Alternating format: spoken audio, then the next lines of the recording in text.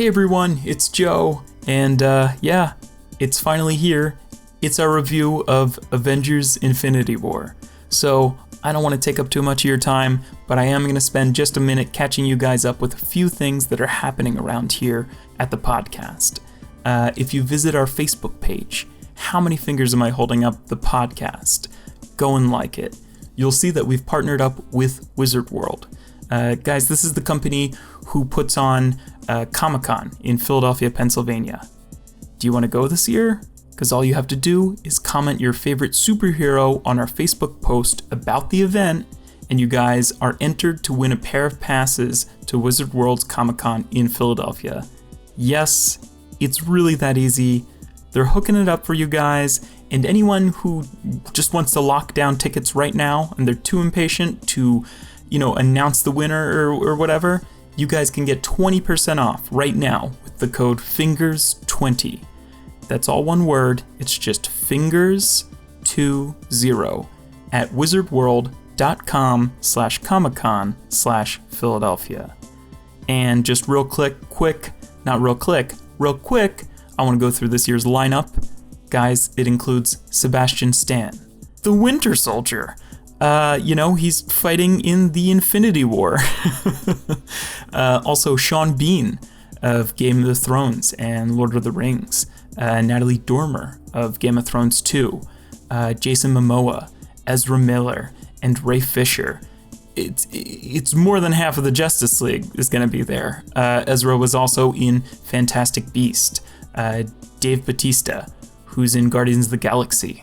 Also, fighting in the Infinity War, Sean Astin of Lord of the Rings and Stranger Things, and Stephen Amell of Arrow, and so much more. Plus, Mike and I may or may not be there, and that's like just as cool as meeting the Winter Soldier, right? Right, guys? But yeah, act quick. Wizard World's Comic-Con in Philadelphia is from May 17th to May 20th. So you're going to want to do that as soon as possible. Just favorite superhero. That's all you got to do, and you're entered. Also, while you're on Facebook, head over to our forum group, How Many Fingers Am I Holding Up? The podcast Facebook group. It's where we discuss movies. These next few episodes, we've brought up a lot of your opinions that have been on the page. We've shouted out a lot of our listeners. So go get in on that. We'd love to talk movies with you. As always, guys, you can support the podcast at howmanyfingerspodcast.bigcartel.com. We've got t-shirts, we've got stickers, we've got koozies to keep those alcoholic or non-alcoholic beverages cold. And of course, you can find anything else involving our podcast at our podcast website, howmanyfingerspodcast.com. And I've talked way too much. Let's just get into it. We've got a review of Rampage next week, and we've got a review of Blockers the week after that. But for right now, we're reviewing Avengers Infinity War. We've got Dan Martin as a guest. Enjoy. Hi, I'm Mike. And I'm Joe. And you're listening to How Many Fingers Am I Holding Up? The podcast. And this week, we're reviewing Avengers Infinity War. Avenger? I hardly know her.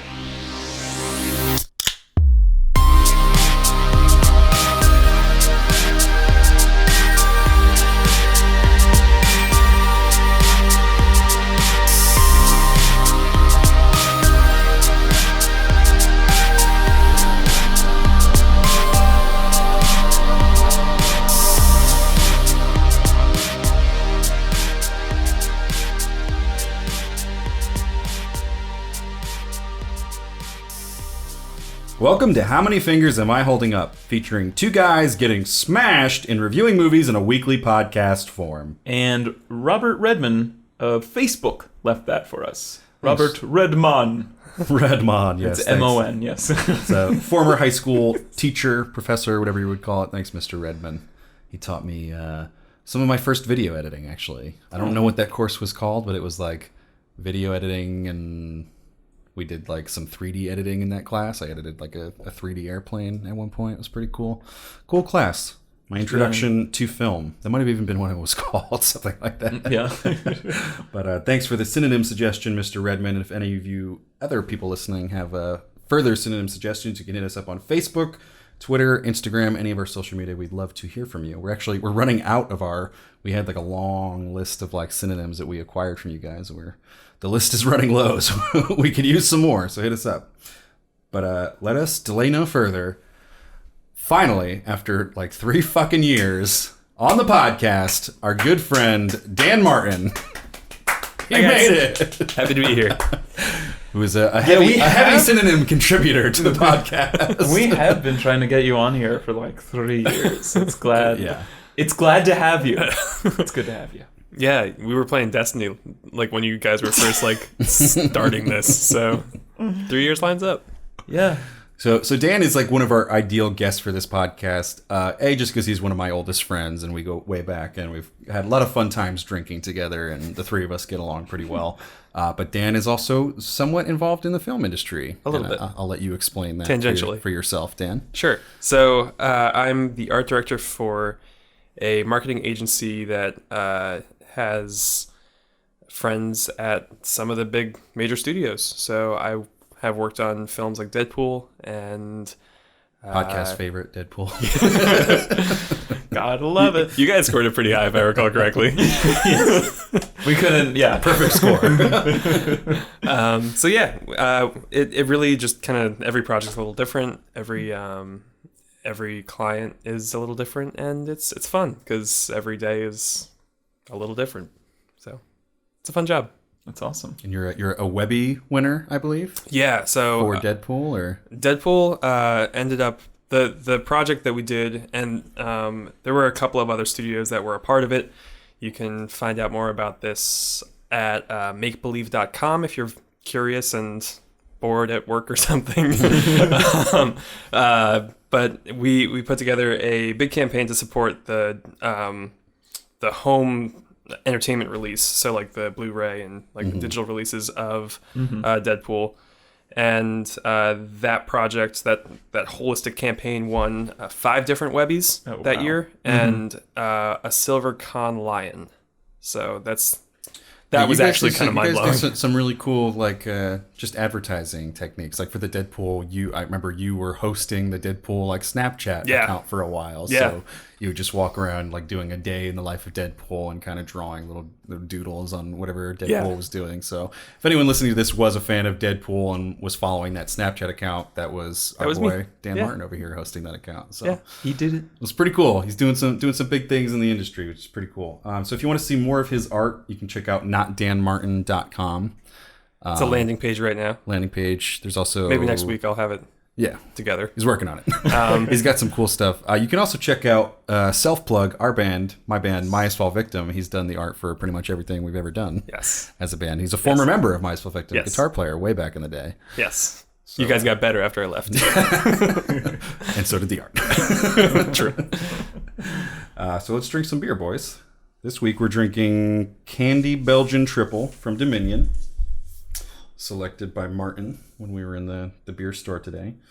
And we're just talking about how it's confusing because it's from Dominion, but then on the bottom it says brewed and bottled by Old Dominion Brewing Company. And then on the cap it says Fordham and Dominion Brewing Company. So, what are you hiding, Dominion?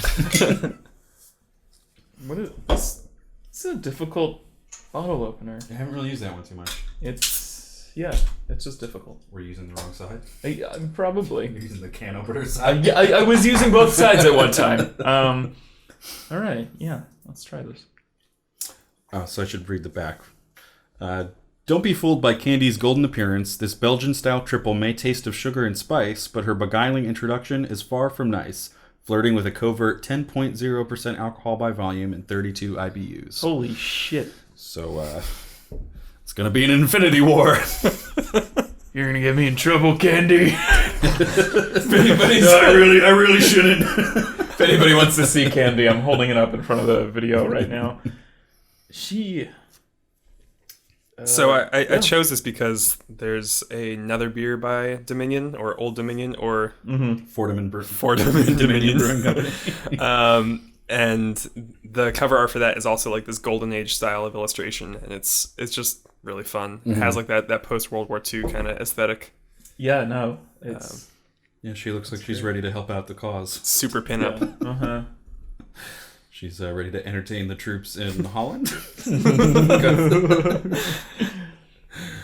the Nazis in Belgium.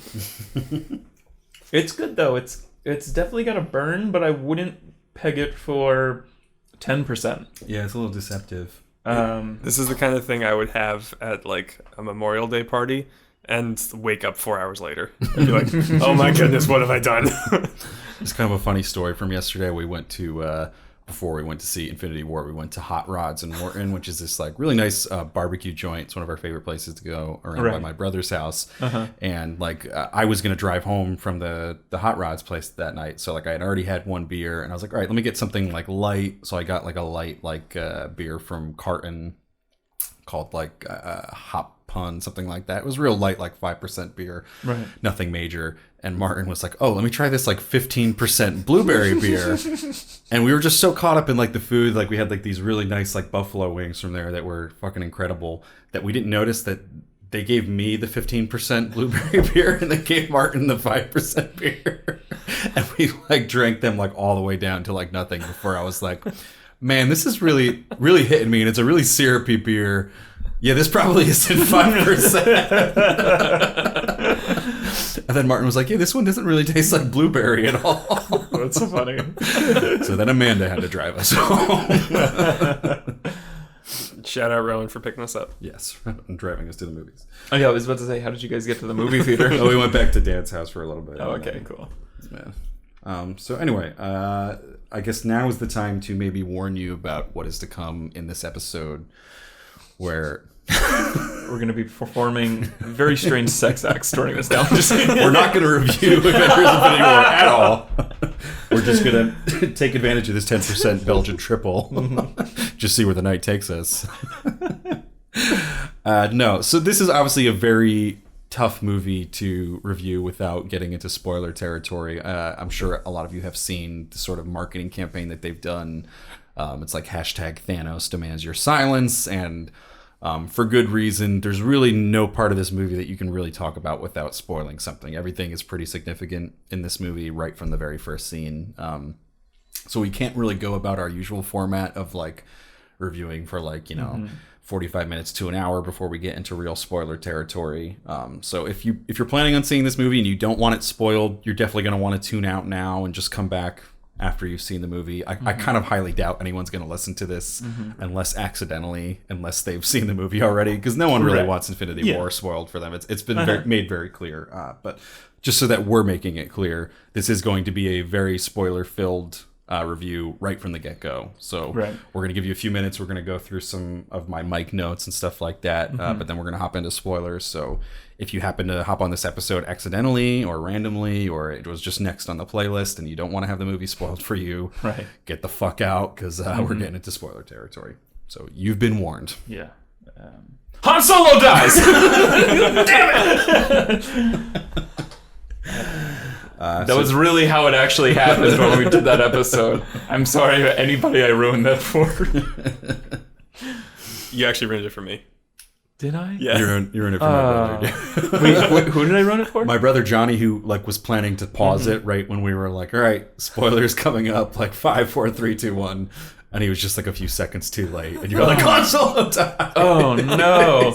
And then he paused it. Oh, no, I didn't actually think I ruined it to for be fair, everybody. we gave a lot of warnings and he should have stopped. You did, and I totally should have stopped beforehand. I don't think anyone was expecting it. It was great. A classic how many fingers moment. But Joe, do you want to read me that IMDB description and I'll get into my mic notes about Avengers Infinity War? I would love to. If you open up your household computer and you open late up at night, make sure your parents are asleep, and you open up your favorite internet browser, whether it be open incognito mode. Yes, and you type in the address bar imdb.com/Avengers. That's not the actual HTTP address. Let's see what comes up. Probably nothing. But the IMDb description would have you reading The Avengers and their allies must be willing to sacrifice all in attempt to defeat the powerful Thanos before the blitz of devastation and ruin puts an end to the universe. That's that. Yeah, and that's that. I was about to say something, but we'll get into the review. Right. We'll get into the review. Anyway, so Avengers Infinity War is the third film in the Avengers trilogy, not the fourth. Civil War was Captain America. I always confuse that. It feels like it's the fourth, but... I'm not keeping track, so that's not even a mistake I've made. I just don't care. I'm so disconnected. I'm like, yeah, I guess I can see how that's a mistake. It's also the 19th film in the Marvel Cinematic Universe, which is fucking insane that we're coming up on like 20 movies in this universe. We're also speeding up, too. Like, there's more Marvel movies being released every year now than... We're not slowing down. Yeah. It was directed by the Russo brothers, Anthony and Joe, who have previously directed Welcome to Collinwood, You, Me, and Dupree, Captain America, The Winter Soldier, Captain America, Civil War, and various episodes of Arrested Development, Community, Happy Endings, and many more TV shows. Mostly single episodes or a couple episodes here and there. It was written by Christopher Marcus and Stephen McFeely, who have previously written The Life and Death of Peter Sellers, the entire Chronicles of Narnia trilogy, You Kill Me, and all three Captain America films, as well as Pain and Gain and Thor: The Dark World, which is the only Marvel movie I haven't seen so far, I think. It's The Dark World. I haven't seen Ant-Man and the first two Thor movies. Don't say it, man. Oh, well, You'll be fine without it. I also don't know if I've seen the third Iron Man. Is it the one with Mickey Rourke? I don't think I saw that. Yeah, I always confused the second and the third Iron Man. People say that like the second is really bad, and like in my memory, I'm kind of like, I don't know. People say the third's really bad too, and I kind of like all three Iron Man People say movies. the darndest things. It was kind of before the whole thing got perverted with like, here's a million characters in one movie. I also have a strange... No, not really. It's not totally like strange, but again, I can still not see what anybody saw in like the most recent like Thor movie. We just had a friend like re-listen to it, Nick, who's been on this podcast, and Nick Ocello, and I think he was doing like what I should have been doing before like watching this movie, and kind of like revisiting like a bunch of movies and everything. Yeah, I guess maybe he's just catching up on films he hasn't seen, and I did that before. Civil War, was that the one with Robert E. Lee and Ulysses S. Grant, Stephen Chamberlain. Yes. But I think he like re-listened to that episode, and he's like, "You and Joe Mano are just being fucking cruel. You guys are being rude." And I was like, "No, that's like how I actually felt when I was watching it. I was like, this is so fucking stupid." But then again, point of contention.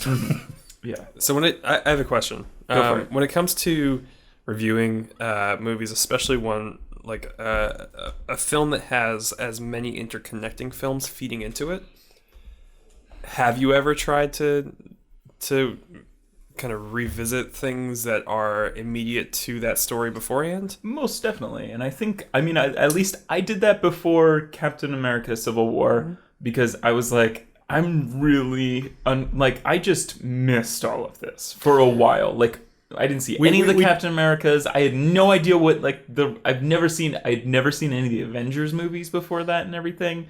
So I really had to play catch up. We did kind of like I remember when we did the Hunger Games early in the history of this podcast. Like I watched all the Hunger Games movies. And I didn't. Yeah, because I mean it's kind of like it should stand on its own. Like you shouldn't have to see every single movie that's in the Marvel Cinematic Universe to understand what's going on in Avengers: Infinity War. You kind of do have to. For this, my God, yeah. But theoretically, you shouldn't have to for it to be a movie that can sort of stand on its own. And I think that sort of comes into play with a lot of like the Harry Potter movies and maybe some of the Star Wars movies. And I don't know, it gets tricky because you would think, theoretically it should be able to stand on its own, but you couldn't make a movie like this without all these other supporting movies that sort of lead up to it. And we were talking about this earlier. Like I'm not sure. I'm still really not sure how I think this movie holds up as a movie, kind of, but as like a historic event in movies, or like it was just something like really cool to be a part of, like sitting in the theater and being like, man, they've been building towards this for like a decade, and that's like cool. That's never happened in the history of cinema, or anything really that's played in a movie theater. Obviously, it felt very television-esque, especially it was an event. Yeah, the end is very television-esque. But yeah, as soon as I left, or during the movie, I was like, how do you fucking judge this movie in a vacuum? Because it doesn't make any sense without any like context of the other movies. You don't know who anybody is. Right. And like, we can come back to this when there's spoilers. Yeah. How familiar? Finish your point, but also how familiar are you with the Marvel universe? Like, is there a significant? Did you feel uncomfortable like going into this? Like, is there a significant amount of things you haven't seen? I don't know your familiarity with the Marvel universe. Relative familiarity. Okay. Good. Yeah. Life has been pretty crazy in the past year, so I haven't been able to see, say, Guardians of the Galaxy 2 and Thor Ragnarok. And potentially one other. I saw Black Panther. I saw Black Panther. Okay, cool. So, not that really matters even in this movie. No, you get it. I was really surprised how much they glossed over a lot of stuff, and really just relied on you seeing kind of the titular characters of each of these films, and just kind of like understanding. Like it was an interesting film in the sense that it really demanded a lot of investment on the part of the viewer, to your points, that it has a hard time standing on its own. It's so strange too, because what I was about to say is like Wakanda kind of looks like discount Wakanda in this movie. Like, I'm sure they're doing the best they can, but it's like, it's like we kind of just have like that one character from like the secluded tribe. We don't have Daniel Kaluuya. Yeah, we don't have Daniel Kaluuya. We don't have any of the other ones. We don't have the guy with the huge lip thing. Like, it didn't feel like Wakanda, especially because we're just coming off that movie, and I feel like a lot of people would notice that. It kind of, and I mean, I have to, again, this is the first of its kind, so I have to commend the Russo brothers for at least trying, but there's definitely, when they opened on the Guardians of the Galaxy characters, I was like, I don't know if this feels like like they're all singing a tune together from,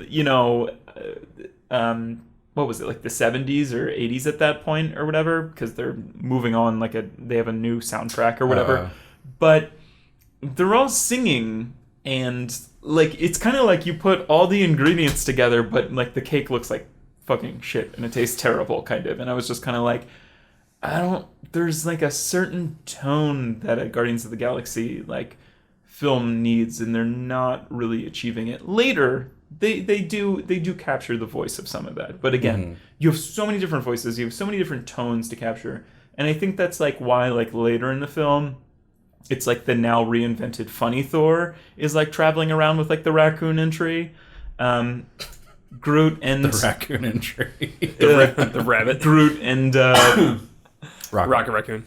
Bradley Cooper. Yeah. The Coop. It's not a 4-door. It's a coupe. It's the Coop.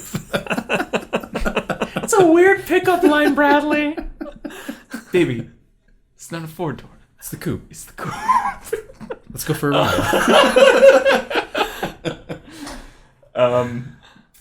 But yeah, I don't know.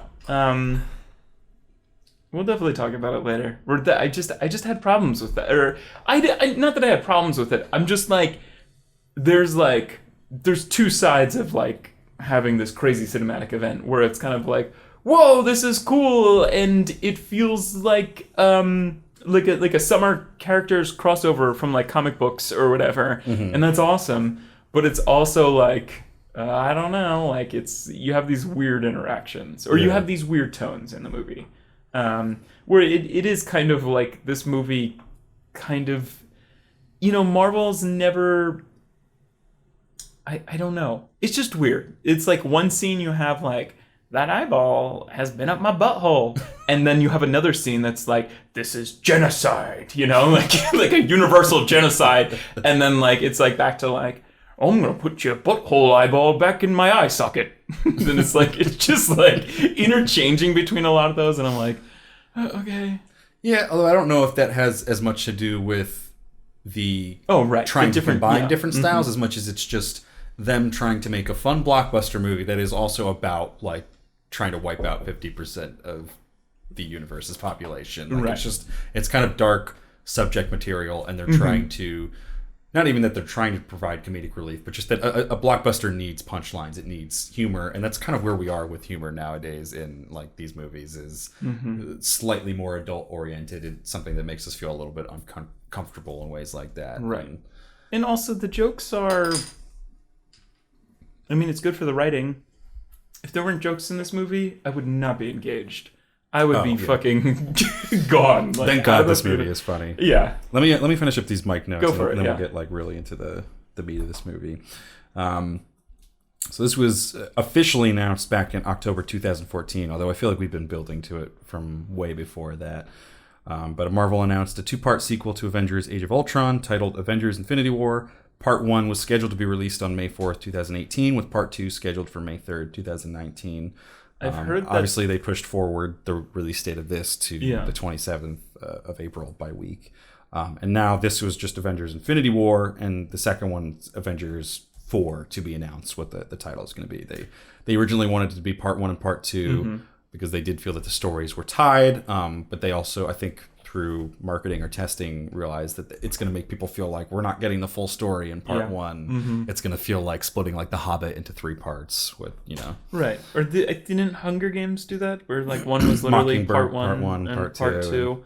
I heard that, we'll talk about this near the end or whatever, but apparently they haven't announced the second one, even though it comes out in a year, because I think apparently like the title that they've chosen is technically like a spoiler for what happens in this movie.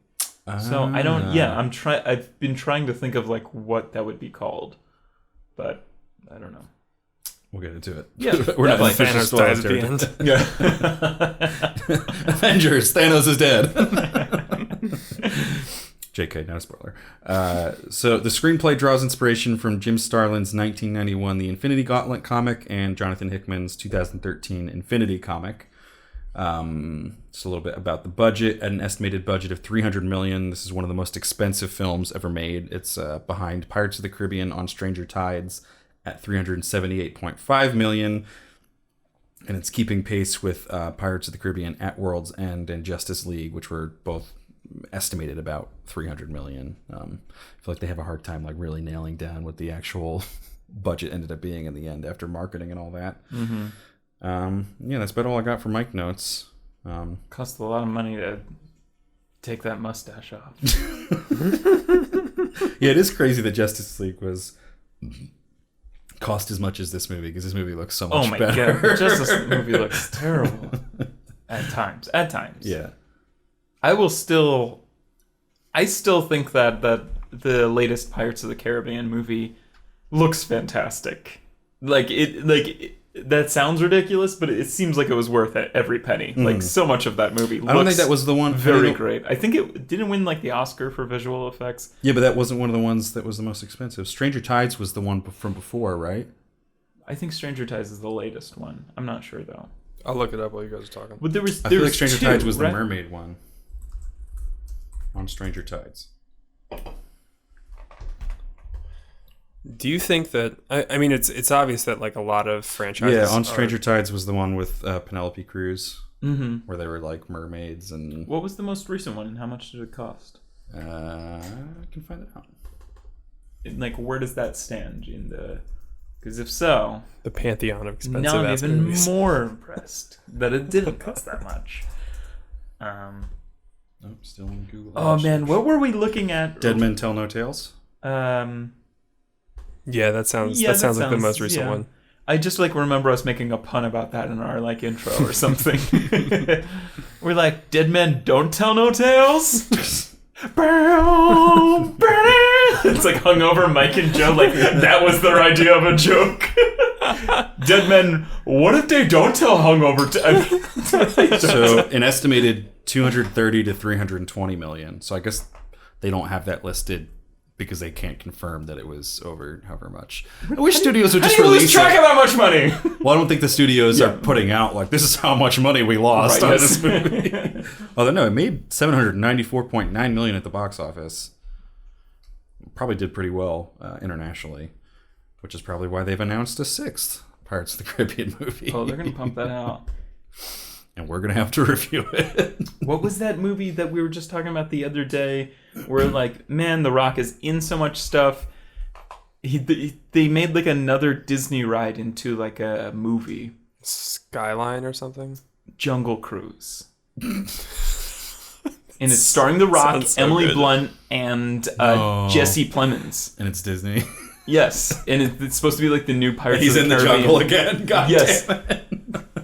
We'll talk about more about that in the Rampage. Stop putting The Rock in the jungle. That's his like aesthetic now. Bring The Rock home from the jungle. He's been there long enough. Is he cast in the new Predator movie? Oh, is there a that would be coming funny. out? Yeah. Hold on. For this year, actually. Literally, it's a job to look through his IMDb. He's so busy. Good for him. Oh boy. Sorry, Mike. More power to him. But good luck editing that out. Anyway, so we can solidarity. we're going to give you an official spoiler warning at this point. So if you are for some reason still listening after we warned you like 20 minutes ago, now is definitely the time to hop out of this review and come back after you've seen the movie. Or if you don't give a fuck about the Marvel Cinematic Universe, keep listening. Don't be like me. Don't get Han Solo spoiled for you. We will spoil the rest of this movie for you. Just do it now. Close. I do want to say, even though we're going to hop into spoiler territory, let's save some of our discussion of the ending of this movie for the end. Okay. Right. I just want to try to at least go chronologically, even though we're in the spoiler-free territory.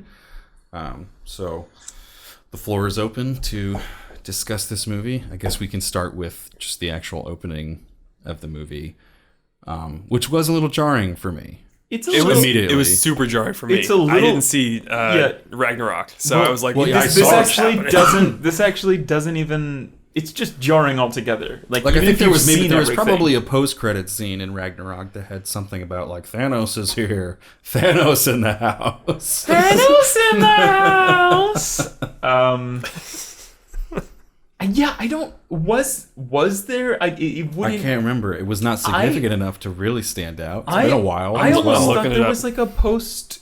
I almost thought there was a. And now I'm probably just mixing it up with the trailer for this movie. I almost thought there was a post Ragnarok scene where Thor was kind of being introduced to Guardians of the Galaxy or something, but I don't think that's true. I think you're confusing it with the trailer. Yeah, and I think also post Thor Ragnarok, they just actually I don't know.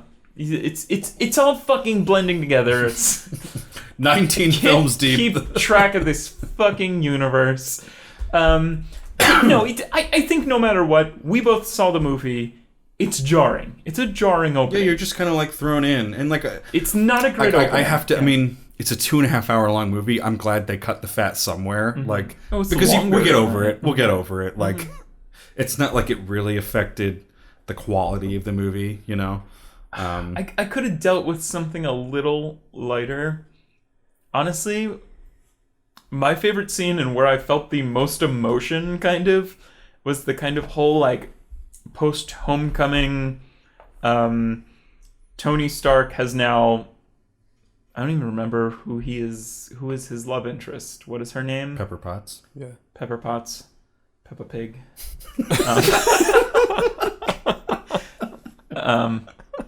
How dare you? It's demeaning to women. It's a popular children's cartoon that's on in the morning. So he is engaged to her out of a gag about PR with Spider-Man suit or whatever. I don't know. That was the whole post Or was that just the end of Spider-Man Homecoming? But anyway, they have, they've had time to build this relationship through the 3 films, through these kind of other films or whatever. And he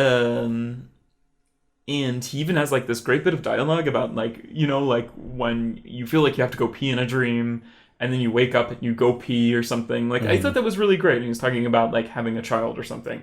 He's definitely gonna die. You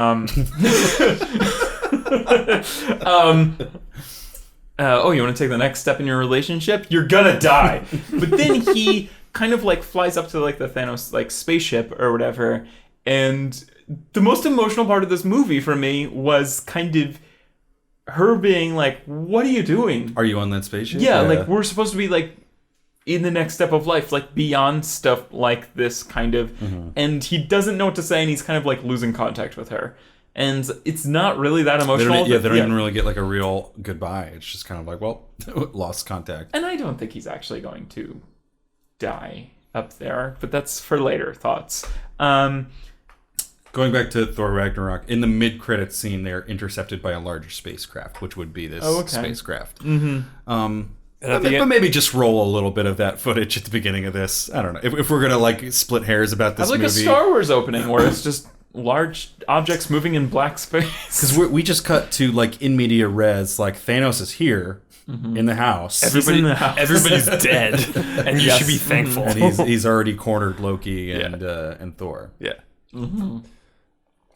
And he's like, well, I've killed half the people on this spaceship because the crops on the spaceship will only feed half of them. No, I'm just kidding. His ideology just is lost on me sometimes during this movie. Yeah. I heard some people are like, he's even more sympathetic than Killmonger. And I'm like, no, he's not. He's like, not more sympathetic, but I do think he is more fleshed out. And I think even if you don't get behind his reasoning, right? Like, I think he feels more like a real, not a person, but a real character. I think on paper he kind of works a little more like even like it doesn't help to look at his ballsack face. No, and even like the Josh Brolin like kind of performance or whatever, like they're trying to tap into something where he's like this kind of wistful character and everything, but then you have it like all playing out on screen and you're like, I don't know. This isn't totally doing it for me. We were kind of talking about, like, he looked pretty cool in his, like, spacesuit that he had in the first scene, and then he just kind of strips it all off when he gets the stones and the gauntlet, and he's kind of like, all right, then I'm just going to wear, like, a cut-off tank top and khakis for the rest of the movie. Yeah. Like, who was behind that costuming choice? I don't know. The character looks incredible, though. Shout out Ryan Meinerding. Who's that? You probably had something to do with that. He was the visual development lead. Oh, okay, cool. On the film. He was billed super high in the credits. Oh, wow. It was like, my mind was blown. But dude, he looks so crazy. Yeah, go he's rendered very well. Yeah, like, technically, he looks good. Yeah. I have to disagree with the costuming choice of... He looks like a fucking dork in that costume. And, like, I never really felt, like, imposed by his presence. It was all just kind of the knowledge of he's trying to do this. He wants to wipe out 50%. He's eventually going to get enough of the power to do it. But, it wasn't like Thanos came in the room and you were like, ugh. Like, some of his, like, henchmen looked pretty cool in, like, the character design. And, like, were just kind of, like, weird to look at. It was unsettling. And I thought they worked very well. But, like, Thanos himself, like, you just kind of, like, you agree with all the characters who are, like, making fun of him for, like, his appearance. Like, Star-Lord has something about where he mentions, like, the ball sack face at one point. He calls him, like, Grimace at some point, too, Like, that you can all kind of get behind. And, like, that would be fine. You could still make those jokes, but just... put some armor on him. Give him a helmet at least. That bald head is weird to look at. The reason they removed the helmet was just for the emotive factor, like being able to kind of understand his perspective, and I can get behind that. Right. But I'm with Mike. Like, the rest of the body armor should have stayed there. Like, there's no reason to get rid of it. We talked about this in the car where I feel like maybe they did it just to be like, he doesn't need the armor anymore. He's got the fucking gauntlet. But maybe he doesn't need to cut off tank top and khakis. Like, just give him a better outfit that doesn't look like such a fucking dweeb. Yeah. My favorite is that he has, like, again, he's accumulating these Infinity Stones at an alarming pace during this movie. And even when he has like quite a few of them in his gauntlet, and he can like change reality and all of this other like crazy stuff, he still just like really prefers just punching people. Like he never stops punching people. This entire movie, he has such higher powers. He like possesses like the 6 most highest powers in the universe, and he's like, I'm gonna punch you in the face. Like, he's just so fucking. I do feel like if I was going to like lend my sort of excuse for that, like it might have something to do with like you do have to sort of like concentrate those powers to do that, because like when he had time to plan like with Gamora and like the Guardians there, like he wasn't punching them, he was turning one of them into like macaroni and making the gun turn into bubbles and stuff like that. But then when he's kind of like in the moment against like some of the other Avengers at one point, that was weird. What do you mean? Just bubbles. I liked it because it was in terms of like you can fire a gun and it's not even a gun anymore by the time he has a say in it. Like I really like that sort of like reality bending concept of infinite power, because it kind of like, there's a lot about this movie that I really enjoyed that kind of turned a page from like, I was really worried that like Thanos being like this ultimate power that we were fighting against was just going to be like a bigger blue laser in the sky that was like threatening to kill humanity. And I think that this was a nicer turn towards like, rather than just being like, his power is so great that we have to get a bigger laser to fight him, it was like, you're not even on the same like plane anymore, man. Like he's changing the rules of how we're fighting at this point, and like we're not even in the place that you think we're fighting right now, and he's going to turn this guy into string cheese and fucking like turn your gun into bubbles at some point. Do you think that's part of that complexity of perception is why you really enjoyed Doctor Strange in this film? I do. That's something that I wanted to get to in this review at some point, where I gave Doctor Strange a really good rating when we reviewed it, and then it kind of soured in my memory where I was like, man, what was I really thinking? Like, this is a really flawed movie. And I think the realization I've come to after watching this movie is that I think they created a really fucking cool character in Doctor Strange. I think it's just a bad movie, and I probably shouldn't have given it as high of a rating as I did. He's a plot device, I think he's in the whole universe. He's so fucking fun to watch fight. Like every time that he was like in the action in this movie, I was so much more invested, because it changes it from being like, oh, we're fucking fighting with shields and bigger blue lasers to like. Right.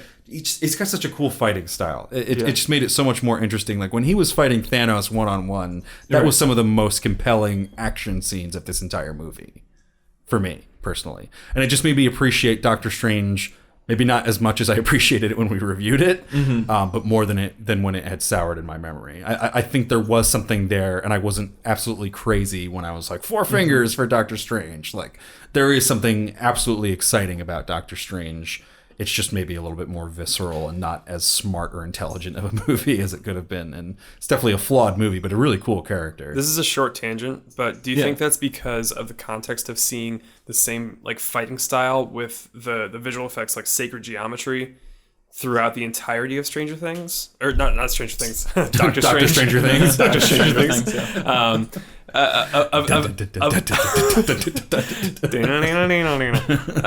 Do you think it's because you just saw so much of that same fighting style and it lost the specialness to it, and having it out of the context of like these warrior monks kind of going at it all over the globe?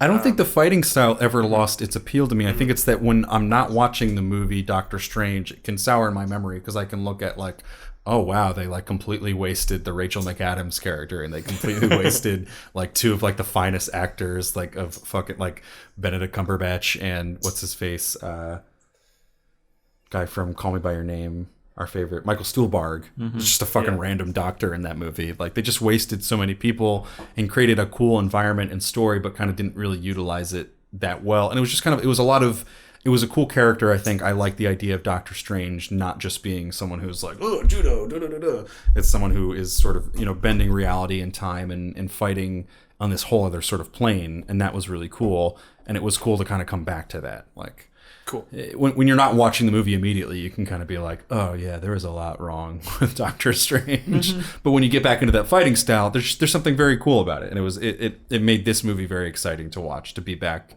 sort of in that immediate universe of Doctor Strange fighting.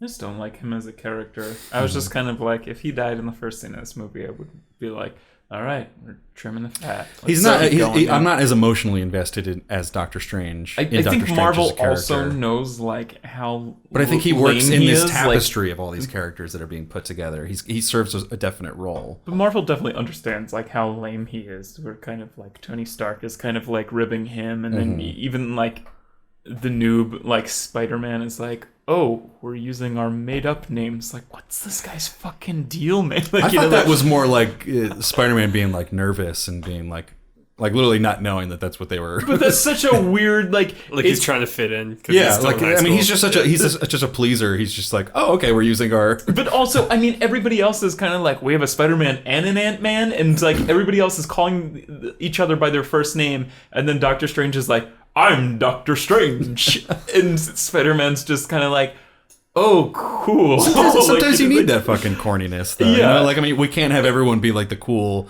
witty, like comeback type person. Right. Yeah, and I think to your point, it's cool that he's like the cheesy version of like Tony Stark too, and yeah. Well, he just takes his life very seriously. Like I mean. Again, tangent, but like he lost his entire like trajectory. When you go to be a doctor, like you dedicate your life to it. So when he lost that at the beginning of that film, like, and then found something else, like he like threw all of that energy into that. So like I can get why he's like this corny sort of edgelord kind of character, but I see what you're saying. There's a lot of comedy that you can derive from both somebody who's incredibly intelligent at the top of their game, one of the best doctors in the world, and then also this transcendent person. And for just him to be reduced to, I'm Doctor Strange, like I'm just like, okay, whatever. I can't. Yeah, this character's just poorly written. Like it didn't bother me in this movie at all. Just a lot of what he does, but I don't know. Again, that's like my least favorite Marvel movie. That movie, Doctor Strange. Yeah, I like could not. I was like. I think they just haven't figured out. I still think it's better than both of the first Avengers movies. But. I'm going to agree with that, actually. I mean, there's so many bad Marvel movies. Welcome to the review. Just while we're picking up points from like the early on in the movie, I think we can maybe talk about, not that there's a whole lot to talk about, but I just thought it was interesting and probably a pretty good choice that they kind of killed Loki really early on in the movie.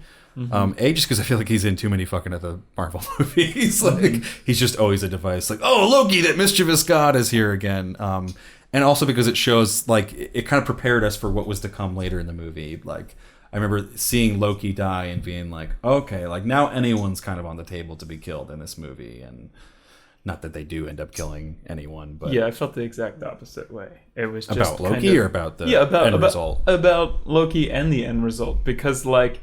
I thought maybe one of the most encapsulating things of this film is when Groot and Rocket Raccoon and Thor are in the escape pod or whatever the fuck they're in, and Rocket is just kind of like, so like your brother died, like that's really rough, and Thor's like, yeah, but he's like died before, so I don't know, maybe it's real this time. And I was just kind of like, welcome to the Marvel universe where they're like fucking nothing makes sense and death isn't real, you know? Like, and again, at the end of this movie, it's kind of like nothing, like none of this matters. Yeah, they're filming Spider-Man 2 and Black Panther 2. Like, I do think this is a fucking big cop out. And Guardians 3. It is kind of lame how like real life news about movies spoils movies now. You're just kind of like, oh yeah, they're making these other movies, these people clearly but they have to be aware about that, like, you know, like they're making after credit scenes, like they know like the to push back against that. Go for it. You guys are kind of on the fringe because you're super tuned into the industry insider information of like what's getting made when, like what the budgets are, who's getting switched out for what director. Not everybody is that way, so not everybody like has the time or even like the desire to go like Googling to find this super accessible information. We do have to be honest that there are like people I see in my Facebook feed who like always fall for those like fake like Disney posters like coming in 2020. Yeah. Like this fake live action movie that clearly like is not happening. Somebody builds on Reddit with their like and, dream like, casting posts, like in the poster. Breaking Bad season 5. The Office is coming back to TV. Dexter's coming back for one more season. Isn't The Office actually being renewed on Netflix? It is. Yeah. Is it If I recall correctly. for real? Yeah. I think I thought so, they yeah. were just talking about it. I think it's. I don't know if it was greenlit. I don't think it's been officially greenlit. Oh, okay. Yeah. If it had, I thought it would have been bigger actual news if it was officially greenlit. I know they were talking about it because they were like, "Oh, people watch The Office a lot on Netflix. Maybe we should capitalize." People on definitely that. just don't fall asleep to this. Can we Honestly, do you think that? Sorry, just No, just go to ahead, close please. out on this point. I mean, I was talking to Nick about this like earlier. Do you honestly think people went home and they were like, half those people are dead now, like in this movie, like especially when they showed like one of the time Infinity Stones reverse time and bring somebody who had already died back to life? Like, do you think?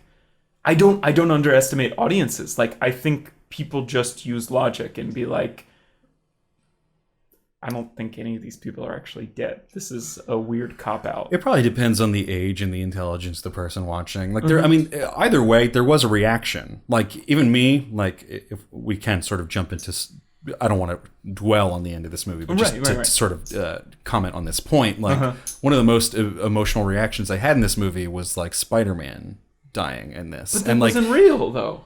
but it's still a reaction while it's happening. Like, you know, the character doesn't have to be like dead and gone forever for you to be like, the characters in this scene believe that he's dying right now. So they're like Tony Stark You can empathize with them. holding Spider-Man being like, I don't want to go. I don't want to go. Like, that's still an emotional reaction. And you don't have to look at that and be like, that character is dead and can never come back forever to have an experience watching the movie like that. So I still think it has the intended effect, even if we're kind of like, I know what you're doing, Marvel, and they're going to bring those characters It was so back. many people, and there were so not really any reaction shots of people just kind of like looking bummed out. Like, I don't know. It's just kind of like, imagine yourself in a room with 20 of your friends and 10 of them die. Like, my reaction would not be what their reaction was. You know, like, it was just... And again, like, everyone was like very peaceful, kind of like when they got left behind, or HBO's The Leftovered, and you know, like, just again, not totally original visual, but it was just kind of like, at the end, I was just kind of like, oh no, they're all kind of being frozen in carbonite, like, you know, like it was just kind of like, see you next movie? I don't, yeah, exactly. It was kind of like, stay tuned for like the second episode. The resurrection. Like, it was just kind of like, I felt zero emotion during that entire part. And even like... I think you are in the minority on that, I have to say. But no, in my theater, when the credits rolled, people like booed and somebody like yelled out like, that's a fucking cop-out! Like, it was like really like... I felt... Well, I don't understand that point. What do they mean it's a cop-out? It's a cop-out by... What have they done that in a superhero movie before? Ended on a loss. Because that was my biggest takeaway, was like, every superhero movie we get some kind of, like, at most, a secondary character who doesn't really matter will die, and we'll have, like, you know, a funeral scene for, like, Rachel from Batman, like, who no one really cares about. We have a bunch of meaningless deaths. But we have a loss. They don't win in the end. Even if we know ultimately that they are going to win in the second movie, this movie ended on a loss. Which, like, very few movies are willing to do, much less the Marvel Cinematic Universe. But it's a part 1, part 2. I feel like Harry Potter and... But when has it been done before? What? Like a loss at the end of a movie. I think... Like, maybe the only one I can think of is, like, Empire Strikes Back. Right, yeah. And that's pretty good company to be in. Fellowship of the Ring, Boromir dies. Right. It's just... So we're still in pretty good company and not overdone yet. Absolutely. Right, but it's...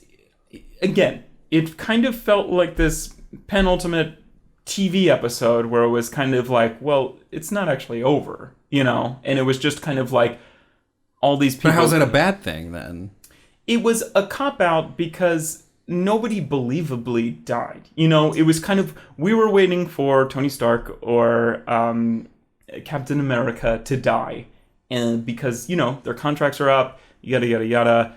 Well, we've talked about this before, not on the podcast. We got that wrong. Their contracts are up next movie. Okay. They have one more movie contracted. Right, but it would be very believable if one of them died, and it would all of a sudden would be like, oh, holy crap! Like, I think they're dead for good. But it's like so many people. Like, it was just like it was overkill, and it was just like a little like stupid. Like after a while, I was just kind of like, I agreed. I was like, this is kind of a cop out. Like, this is like, I still don't understand the cop out part of the comment. Like, the cop out is that they didn't want to commit to doing anything during this film.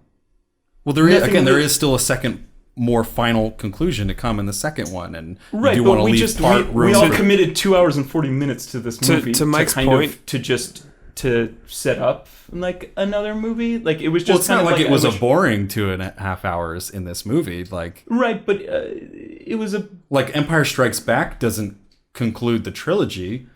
It leaves you on a bit of a cliffhanger. Like, we're like, God, we got to fucking go save Han. And it doesn't conclude that story there. We know that there's more to be finished in the third one. But it's still a complete movie. We've also had 19 other films of them holding back, not doing anything. It's kind of like even in Civil War. Well, no, because those 19 other movies are complete stories on their own, and they finish with a victory. Like, they just have a smaller villain that they're fighting. Right. I don't know. I still really don't understand the cop-out comment. I don't know what people would be happy with in this movie. Like, if they defeated Thanos and no, they're just kind of like, everything's happy, and then we have to create a whole new story in the second one. If there was a real death of a main, there was Gamora's a top tier character. I think Loki's actually dead too. Loki is actually gone too. Right, definitely. But again, I think the biggest issue you have is that you have the Infinity Gauntlet with the Time Stone, right? And like at that point, once you've opened that box, like there can't just be one. You could go back in time and save everybody in this fucking theoretically. movie. And they probably will, but I don't think that invalidates the experience of watching this movie. Right. Because if that's true, that like invalidates like every single movie that you ever watched. Like, but they could always make a sequel. But zooming even further out, like it just raises you still the have to look question at the of like, why do you watch characters in film? this do not know that other people are contracted for other movies. But this character, and we don't make movies for characters. We make movies for audiences. But you can't always watch Iron everything. Man watches his own life and it's like, oh man, like I don't know, how am I gonna get out of this one? It's we watch this as viewers, you know, like I see what you're saying, but at the same point, like, you can't. You can't make movies in a vacuum of like some news is going to leak through, and that's just inevitable. We can't keep all the movie news about whose contract is up when and what other movies are coming out down the pipeline completely in the tube as much as they want to. They specifically just killed all the new characters. We can't write movies based on what the public might know or not know about what's coming out in the future. You still have to write the movie based on what would be the cooler thing to watch on screen, and I think they did that in this movie. Yeah. I'm sorry, I really can't get behind the cop-out thing. I don't know what other people would be happy with as an ending for this movie. I'm with you. I think perhaps Are they supposed to just like cut off their contracts and then actually kill everybody? Like No. I'm talking about, I mean, just well, that's another thing where it's kind of like maybe they have to write around contracts, and I think maybe that's a little shitty. Where it's kind of like, let the narrative play, man. But it's also like, I would love for there to have been some sort of, you know, really first string, top tier sacrifice that really drives the next movie, kind of. Where somebody's like dead for good, kind of, you know. I do think Gamora and Loki are probably dead for good. Oh no, they most definitely are, but I don't think they're totally top tier Avengers. Well, isn't it not fair to allow them to save that for the second part? What? The top tier sacrifice, an actual Avenger dying. Well, I mean, for the end of the actual Avengers. Maybe in the first 3 hours of the, you know, of this 6 hour span, like maybe they could spare one, you know, like. So let's call Thor and Guardians of the Galaxy tier 2 Marvel cinematic franchises. Right. Yeah. We had the number 2 role and the number two role in both franchises, right? Yeah, killed in this film. So theoretically, that's, to Mike's point, like, yes, an aggressive sacrifice. You're saying it's not enough, but that's kind of. I mean, if we're looking at this as like the first half of like a 3 act structure almost. It makes more sense to front load that and push the first act almost into the first half, right? And then have the second 2 acts of this 3-act structure of the Infinity War, kind of packed into the second half. Yeah. So we can't have like the level of sacrifice that you're talking about, where it's one of the core Marvel characters, like right. Tony Stark, like Steve Rogers, die until like we have the ability to stabilize. But maybe that's what you want. Maybe that's what like the level of chaos you're really looking for, like post this movie, with like a year and a half between this and the second life. That's the other release. thing too, is like when it's the Infinity War, like when it's like the universe is on like the line, kind of like, I also just kind of didn't really take that away from this movie either. I was just kind of like, expecting something a little bigger, kind of like you know, I don't know. But just also, Marvel in general has a problem with death. It's just, again, this is like the second or third time Loki's died. I mean, Nick Fury died and he like came back to life. It's just, they have like a really hard time committing to killing anybody. And again, everybody who died at the end of this movie is not actually dead. I can guarantee that, you know. It's just, I can see where people are, and again, this is totally an opinion, but like I can see where people are like, come on, man, like fucking commit to something. Like show us you're willing to get like blood on your hands and everything, and give us that Mufasa moment. Yeah, give us something. Give us some sort of, yeah, I don't know. That was but that was all I was trying to get across there. I don't know. I can't really fault them for not killing one of the 5 Avengers when we have another Avengers movie to go, you know. Right. And I can't really fault them for not, like, you can't write the movie based on what people are expecting. And you can't write the movie based on what people know about the future. You just have to write the best movie that you think is possible. Still, I think... And I don't think that them writing that, like, not killing a character is based on, like, well, we won't sell as many tickets if one of the 30 Marvel superheroes that's going to be an Avengers Part 2 is not there, you know. It might have had something to do with contracts, but, like, I mean, I think that's also fair, too. If you have a signed contract with someone, you know, you're not going to fucking cut out, you know, one $20 million movie out of that contract. That's not fair either. Yeah, and again, I just think... I just don't know what standard people are holding it against. Like, I think they're holding it against their expectations, which is not really fair for any movie. But again, you're waiting 19 movies, and again, you also have to judge this on a movie thing. It's kind of like death as a catalyst that accelerates the plot. I think just maybe people wanted something a little more high stakes. There was 2 major deaths in it.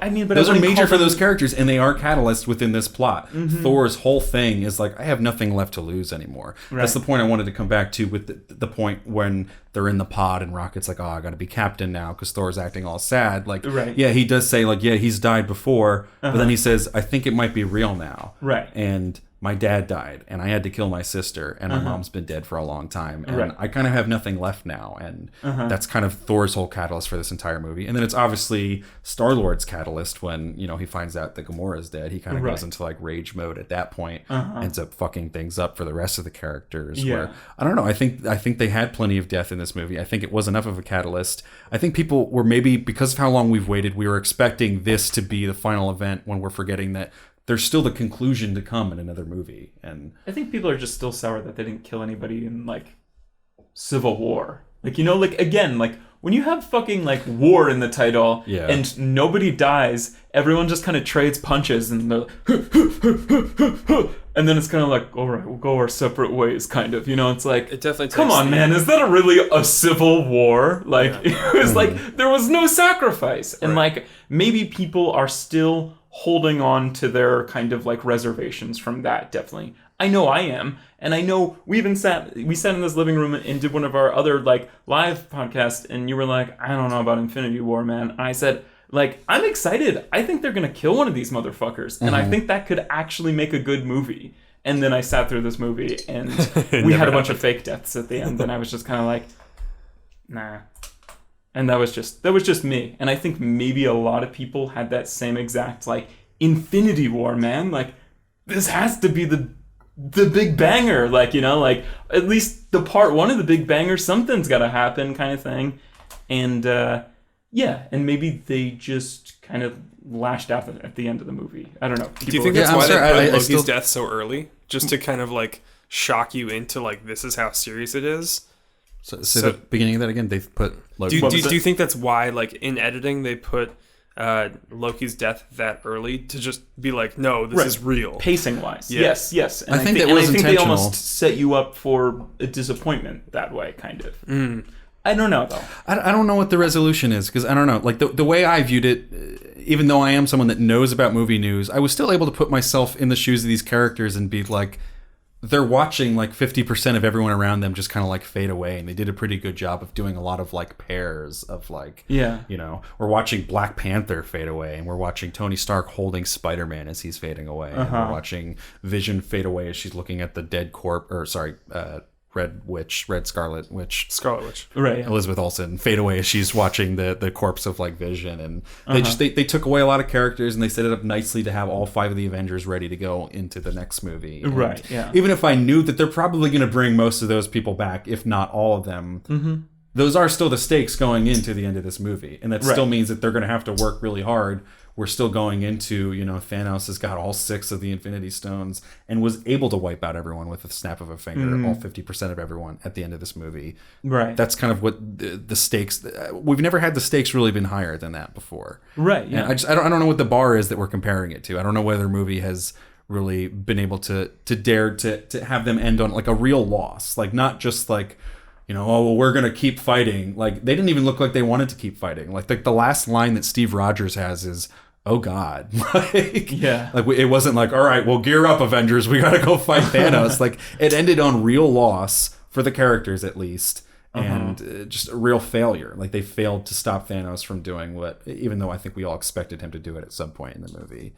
I don't know many other movies that have been willing to go that far, especially within the Marvel Universe, where it always is like, oh, here's these incredible circumstances here. There's this crazy blue laser in the sky, and either through sheer force or outwitting them, we're going to find a way to overcome. Right, and I think they did a good job of setting me up where I'm excited for the next movie to come out, and I don't really give a shit about the Marvel Universe, but I think they created an experience with this movie. Yeah. I'm not. Yeah, I kind of feel the opposite. But like, you don't care about the next one coming out. Yeah, I kind of don't like some. Yeah, I just. Yeah, it was just kind of like, I don't know. It just sucks that was like the conclusion of an entire first movie that was 3 hours. I kind of was like, that was kind of a cop out. I don't know. That's just what I felt. Yeah, I don't want to belabor that point. We spent so much time on this one. Idea though. Is there anything that you did like about this movie? Yeah. I mean, that's the thing is that because I mean, there's 2.5 hours before that ending comes about. Yeah. How are you feeling up until that ending happens? I mean, at first I was like, man, like, are we going to spread like finding like the adventure of kind of like finding the Infinity Stones like between 2 movies? And then I was also kind of like, I do have the knowledge that I've seen the trailer of him killing, essentially, Vision and taking out the final Infinity Stone and putting it into his gauntlet. And in the trailer, he also they show the snap of the fingers when he, like, kills half the universe. So I was like, okay, I do know that's going to happen, kind of. And he was fucking whizzing through collecting those stones. It is kind of like, it's kind of like the gun, like, Chekhov's gun, like, right? Yeah, you know, if they talk about like, oh man, if he gets all 6 Infinity Stones, he can wipe out the universe with the snap of his finger. Like, we're all just kind of waiting for like, all right, he's gonna get all 6, if not in this movie, in the next movie. And I really love like almost all visuals regarding like the Thanos in Gamora and everything, even when she's a child or whatever. There was no real emotional core to that for me. I was just kind of like, this is cool visually. It's setting up the story. Just Titan, you mean you like thought was cool, or what's up? Titan the planet? Or? No, he's talking about the flashbacks. I'm talking about the flashbacks. I'm talking about after he snaps his finger and he's kind of just like wading through like that like shallow water of like red water and everything, or like even when he's that was also kind of like a weird.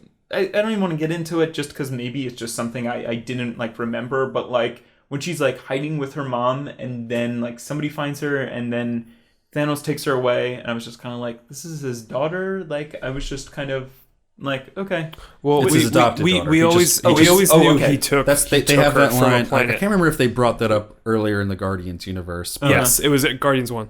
they did. Yeah. But then in this, they reintroduced that where someone is saying that Thanos is Gamora's dad to Thor, who's obviously mad about Loki, and Star-Lord is like, no, like it's her adopted father. Yeah. And then obviously we see him just kind of taking her and being like, this is my kid now.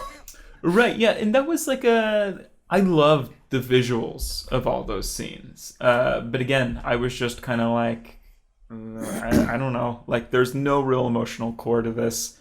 I felt like I know they've said Thanos in the Guardian movies, but I'm kind of like, I don't know. I don't really feel for her when she dies. And like, maybe, like, I love the Guardians movies, but I was also kind of like, maybe this is what happens when you like set up like the hot alien as like a love interest for 2 movies and you don't do a lot of like character developing. Like when she died in like the Thanos part. I also thought that was weird when she didn't realize that it was her he had to sacrifice. I totally agree. That did not like, feel like it fit. Like she was like, like you finally have to, and I was like, come on. It's you. How would you not know this? Well, I think the point is she's not realizing that he does actually care about her. So she's thinking like, oh, he's this selfish asshole who just wants to foresee his vision or fulfill, this vision that he's had for everything. So when the guy says like you have to sacrifice what you love most, she's assuming like, oh, he loves himself most. He's gonna have to kill himself. Okay, yeah. And then he's like, no, it's you. Yeah. That's what I took. That's what I took. That totally went over my head, but okay. I like that interpretation. It's her like because of her not caring about him anymore. Essentially, I think she does care a little bit because she cries when she thinks she kills him in that first scene. Right. But obviously there's some daddy issues going on there. Yeah. But she's not realizing that he reciprocates those feelings, and she wasn't just some girl that he plucked from wherever planet. That there was actual affection as a father there. Right. For her. Yeah.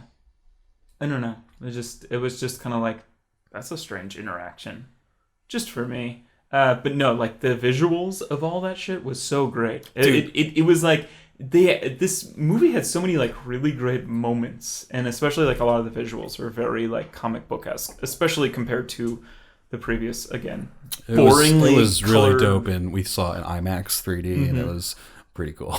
Yeah, I really want to see it again in flat, like 2D, mostly to see the Wraith Red Skull, because that was ridiculous in 3D to the point where like they can't render volumetrics like the fog coming out from under the flaps of like the cloak basically correctly in 3D in an efficient manner right now. Right, yeah. So it's really tough to get like a real sense of like what they intended in 3D, which is why I really want to see those scenes specifically in 2D, because that just looked like a painting but animated. Right. It was incredible.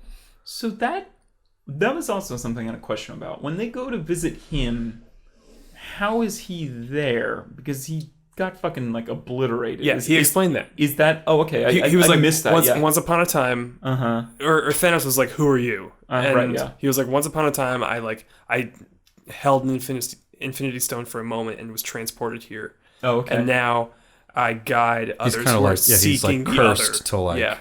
He can't get the Infinity Stone, but he is there to just sort of He's bring cursed other to guide people them. to whatever this is. Yeah. I don't know what the logic is behind that, but that's what the scenario and then is. later he died. It's been so long since I saw the first Captain America. Like he held it and then he died, and then like the universe remembered that he transported held it basically over there. Then, okay. And like he was cursed to be the guardian of whatever that was. Because I was at some point I was it's like, not this the disconnect. And this is kind of a plot hole for me. Right. The disconnect is that it's not the same Infinity Stone. Because if you recall correctly, the Thanos like crushes it's not the Allspark, which is another cube shaped little beam of blue energy. He crushes the thing, whatever it is from Captain America, and it turns into the Blue Stone. Whatever. Is the Tesseract from Captain America? Yes, that's exactly what I... Yes.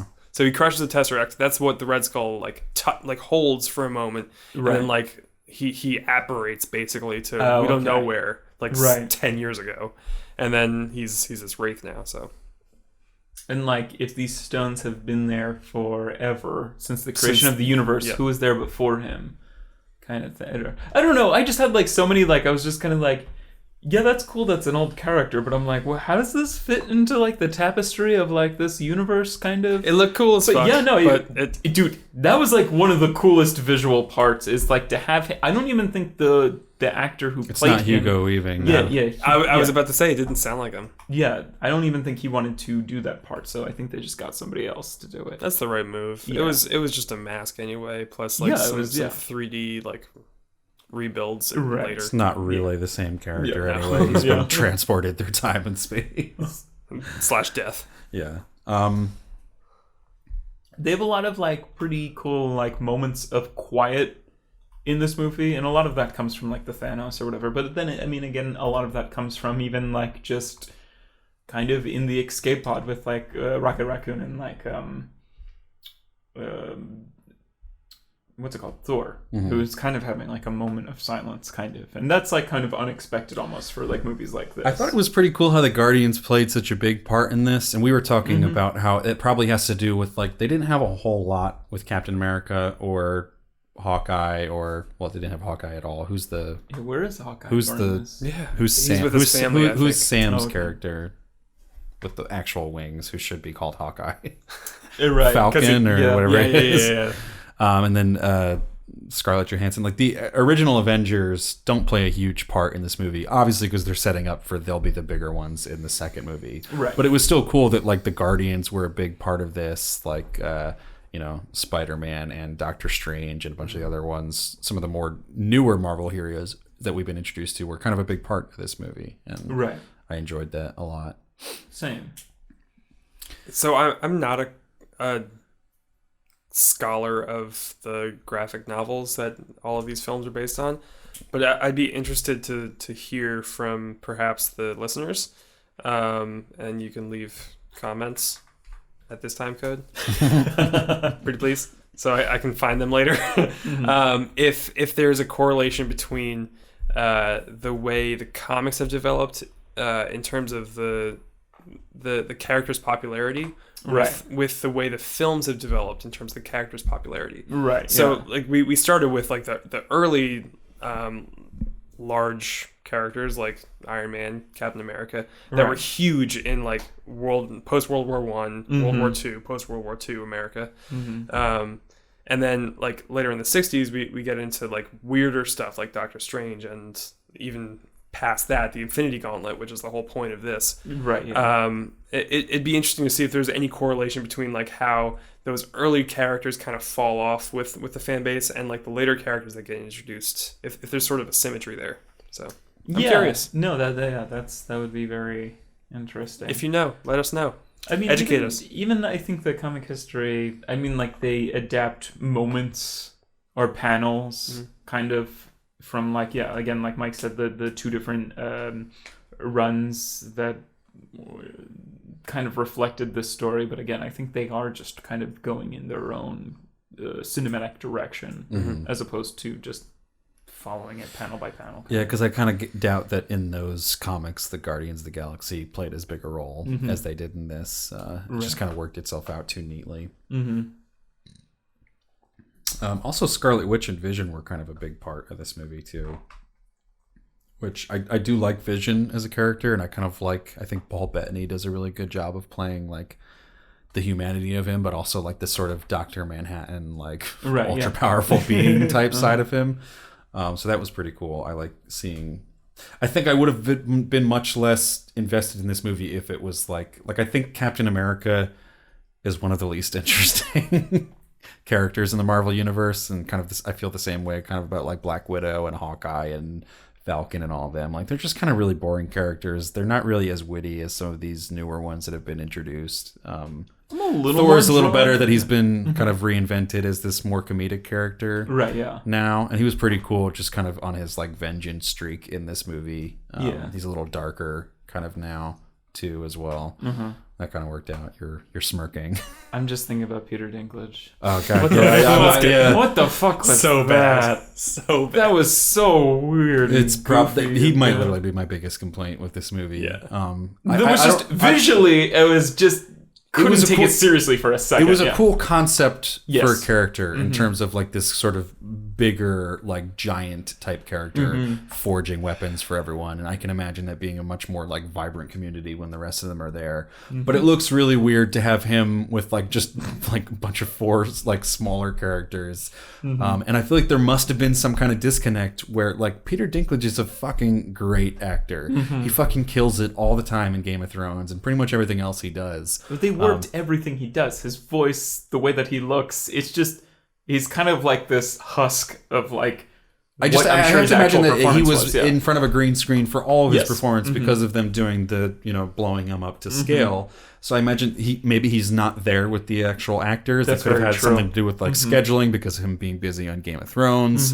But he clearly was not interacting with a whole lot, and I couldn't buy his lines. They felt like they were just him in a room by himself, like delivering these lines, and he just didn't seem like he was buying into the character himself either. Like it seemed like they were just kind of like, hey Peter, you want to come do like 2 days of filming in a green screen room and we'll blow you up into like this big giant dwarf thing. And like like he's fucking like he can't even like get like the pitch right in his voice. Like he's trying to talk like real deep like whatever, but he can't get it to like stay in that register. It just sounds it sounds so weird tonally and uncommitted, and it was just not typical Peter Dinklage. And how much of that do you think is seeing 7+ seasons of Game of Thrones and like knowing that like physically he's not triple the size of Chris Hemsworth, a jarring character, and like even if I don't know who he is. Is that part of like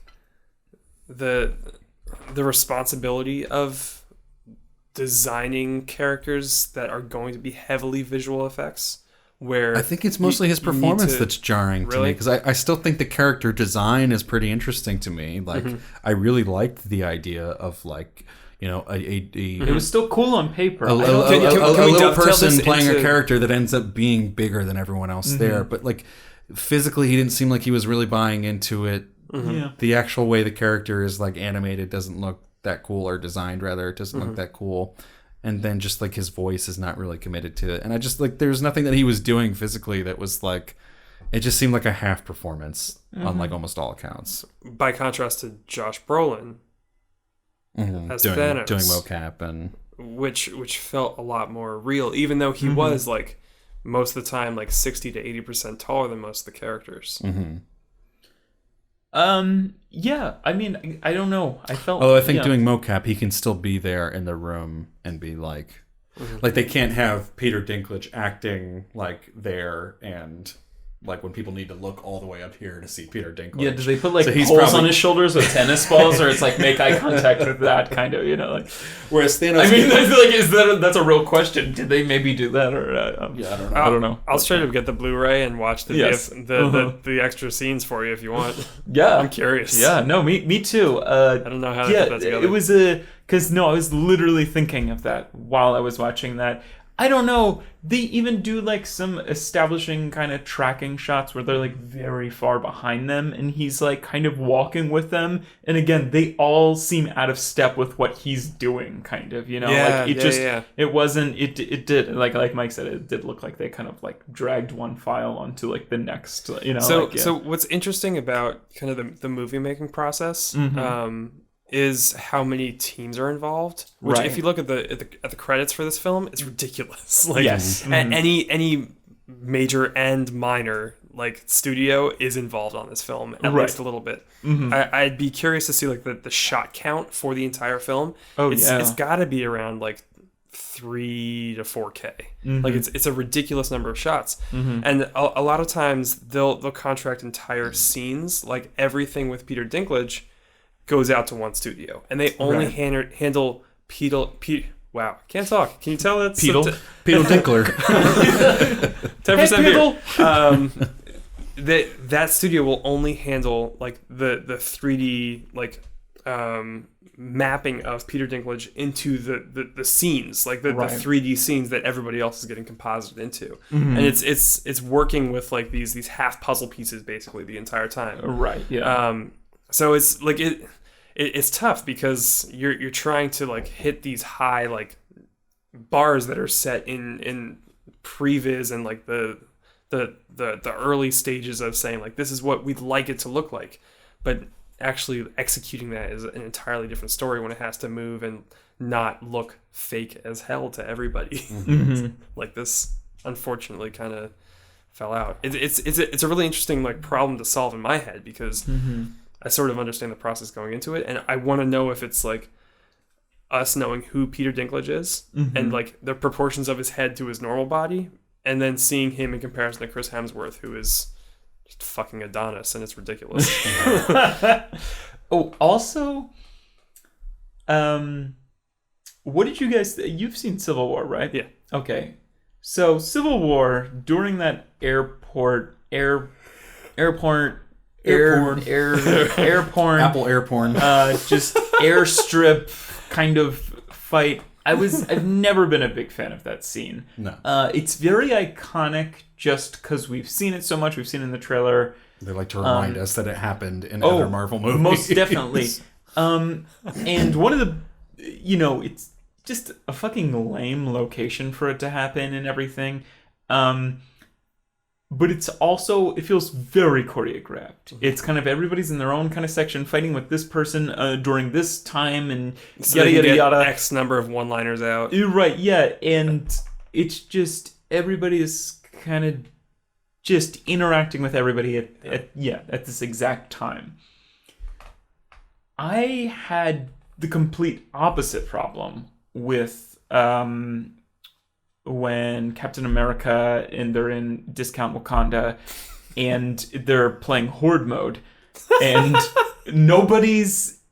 it's like, I like some of the shaky cam and everything, but like nobody's really even bouncing off each other except when there's just the weird pushed in like women can fight too. Like, yeah, we know you didn't have to do whatever this scene is. I do like it. I do like it. I enjoyed that. I do like it. I do like it. It hit me over the head a little bit, kind of.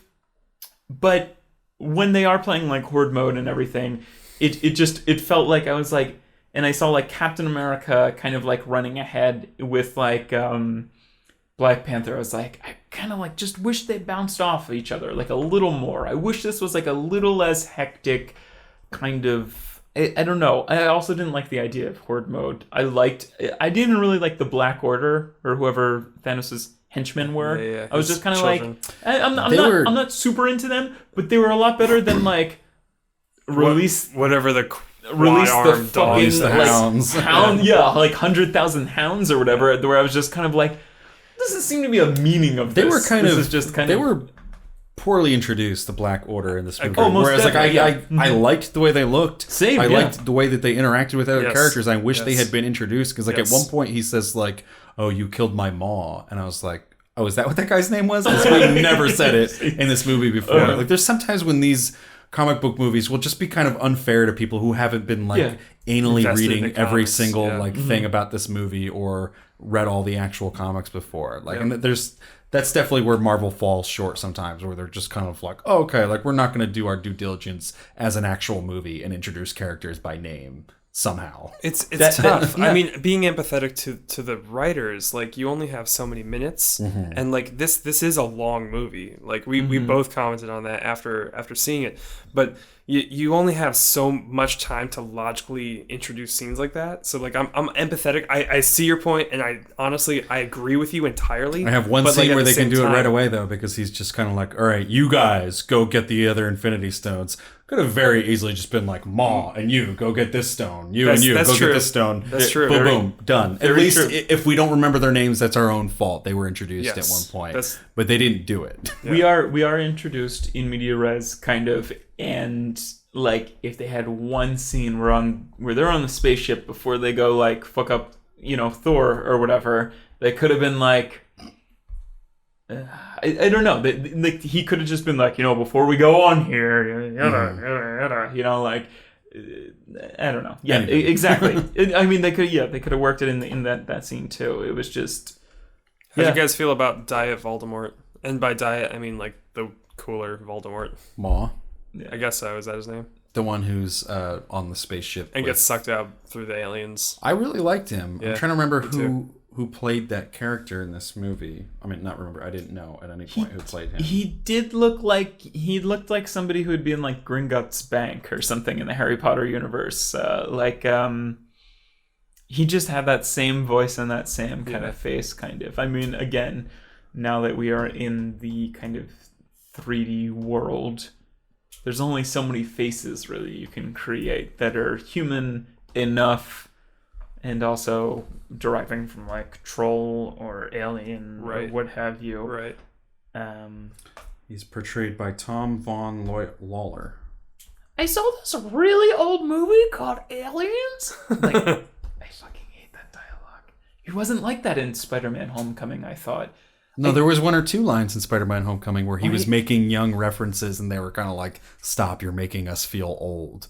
I like that. That was a callback to Spider-Man Homecoming, and it's showing that he really is a fucking young character who like thinks that Aliens is like an old movie. It was weird when Tony Stark was came like, out before the first Star Wars, so technically it is an old movie. It is an old movie, but it was just to those characters, it doesn't feel like an old movie. Right. It was just weird because especially like Tony Stark at some point was like, I could deal without the pop culture kind of. And you'd think he'd be more like now pop culture kind of. Like tuned in. Right, yeah. Instead of like, this is an idea from an old movie instead. I don't know. It was just like kind of weird. It was kind of like, he's pop culture character that doesn't really know anything about pop culture. I don't think the point is that he's pop culture character. Are you talking about Tony or Spider-Man? Tony Stark calls him pop culture character, essentially. The point is not that he's pop culture character. The point is that he's young. Right. So when he talks about stuff that's old and calls it like old, it makes other people be like, oh God, like, that's how young you are, like it's like fucking like shit on the internet about like, oh, kids don't know what VHS is anymore or stuff like that. It got the point across for me, and it was fine. It was a nice cultural reference for me, I thought. Yeah, it didn't work for me. I don't know. That was just a lot didn't work for you. What? I said a lot didn't work for you. Oh well, I have high expectations when you spend fucking $1 billion on a movie and you have like a ton of A-list actors and you've been developing it for like a decade. The expectations are a little higher. I mean, I don't have huge expectations for it because it's a Marvel movie, but I mean, I don't know. I had high expectations as well, and I mean, we're getting towards. We're an hour and a half in. We got to start sort of winding down at some point. Yeah. So maybe this can be sort of the catalyst for that. But I was very, very pleased with this movie. And I don't know if it was just the theater experience seeing it in IMAX 3D, but I kind of feel like this was one of the best Marvel movies I've ever seen. Right. I don't know that I can maybe call it the best movie I've ever seen. I don't know if you can really say that about any of the Marvel movies, but it was definitely one of the best Marvel movies I've ever seen. Yeah. It was. I mean, I would even probably call it at this point, just coming off of. I literally just saw it last night. There's a lot of theater hype still going on right now. It was probably my favorite Marvel movie that I've seen. Like it's the only one that I've wanted to go back and be like, maybe I want to watch that in theaters again and have that experience again. I had a lot of fun with it, and I was going in fully kind of expecting to be like, it'll probably be pretty cool, but I'm going to have a lot of gripes with it. And a lot of the things that I was expecting to have gripes with, I didn't really come out being too angry about at all. I was uplifted by a lot of it. I thought that like they've done such a good job. Like I feel like the experiment has paid off and worked in this movie. Like there's this kind of experiment of like, you know, can we build something for 10 years, build the hype around this movie, and build like 30 different characters through their own separate movies and side characters from other movies, so that like we don't have to spend as much time in this movie and we can kind of just insert characters here and there, and have these different interactions that play off of each other, and it all kind of works in this movie. Like, I expected it to be this huge clusterfuck of a movie where I was like, what the fuck is going on? And I never felt that at all while watching this movie. Like, I was the plot felt very coherent to me. I was following it the entire time, and I can't really say if that would have been the same if I hadn't seen most of the other movies in the Marvel Universe. I know there would be some confusion, obviously. But like, even for just being like a movie that, is drawing on experiences from movies from the past 10 decades without having to do like a previously in the Marvel Universe, they're able to get a lot across based on the character building that they've done in this universe so far. And it worked out pretty well. And I think it's kind of like, I don't like a lot of Marvel movies. I'm really not a Marvel fanboy. I've been very annoyed with sort of this oversaturation of the superhero market with just so many movies and so much crossover. Whereas, as much as I didn't like a lot of the movies previously in this, I feel like they are all kind of worth it to come to an event like this. Like, as much as I can look back at Doctor Strange and be like, yeah, I gave it a high score, but that's really kind of a shitty movie.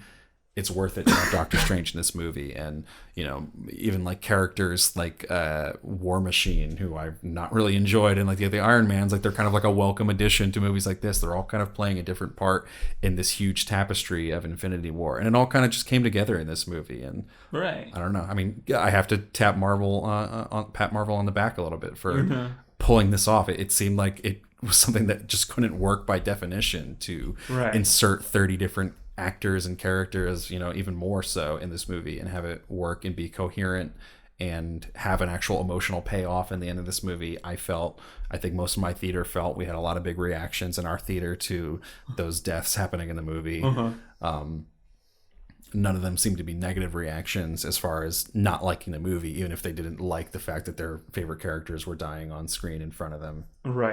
Air quotes for dying.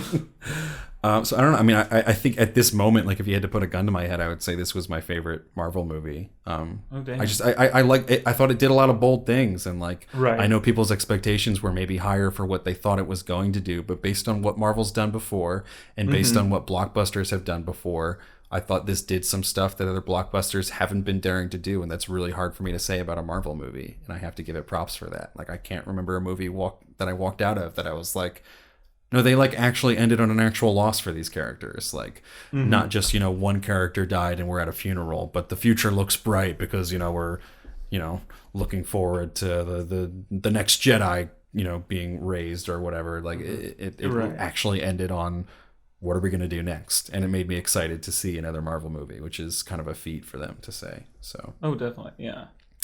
I don't know. It was fun. There's a lot of good one-liners in this movie, I thought, where like they did a good job of balancing the humor, where it does feel a little awkward at times, like to be like going, like you said, from like, ball sack or like butthole, like eyeball to like Thanos being like, oh yeah, I'm going to wipe out 50% of the population. But I was laughing through a lot of this movie, and I thought they did a lot of nice, like, combining. They did a lot of like nice combinations of characters. Like where I felt like, the two of the Guardians being with Thor was kind of a really nice combination. It was really nice to have like Tony Stark facing off and kind of butting heads with Doctor Strange. Spider-Man being in that mix was pretty cool as well. Just like everything that they were able to do with combining these characters, I thought paid off pretty well in this movie. I'm sorry, went on a little rant there. Oh no, I just wanted to get some of my positive thoughts out about this movie because we have been trashing it a little bit, but I had a very positive reaction to this movie. Yeah. That's good. Oh, I thought you were going to give it like your finger rating or something. No. Okay. I don't know if I'm really decided on what my finger rating is going to be. Do you want me to run through my final thoughts and then you can? Yeah, and then sure. we can jump into fingers? Yeah, definitely. Right. Go for it. So putting something together that has as many like important characters as this film does in a limited amount of minutes. I mean, it's 146, I think, minutes I looked up. That's a long movie. I think it's 2 hours 40 minutes. 2 hours 20, something like that. It's 140. Oh no, what? Is it? It's 140, so I think that would be 220.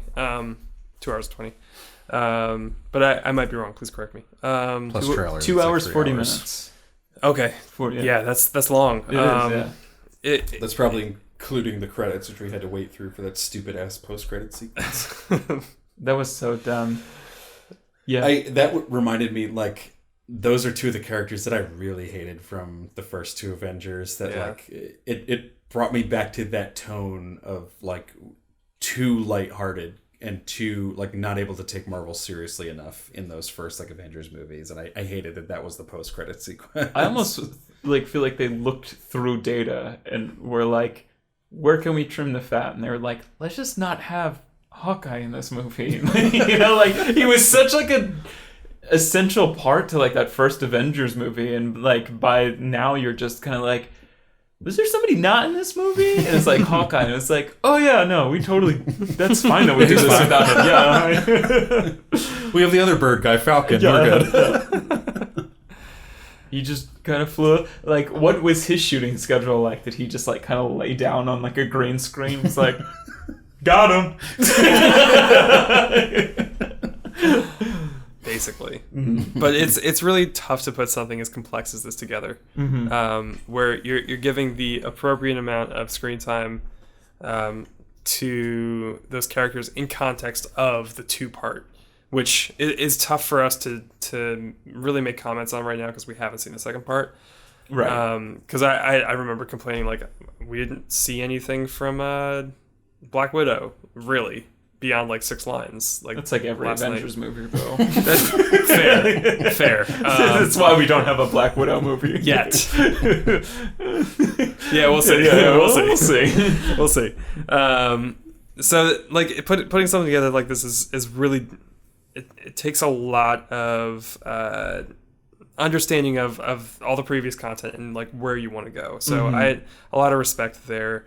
I thought the earlier like humor points, like the butthole eyeball, fell flat because we weren't ready for it because we were still reeling from like the shock of getting dropped into Loki dying. But I think towards the end, the pacing was a little better where we could have some goofy moments, and we had figured out kind of the cadence of the film.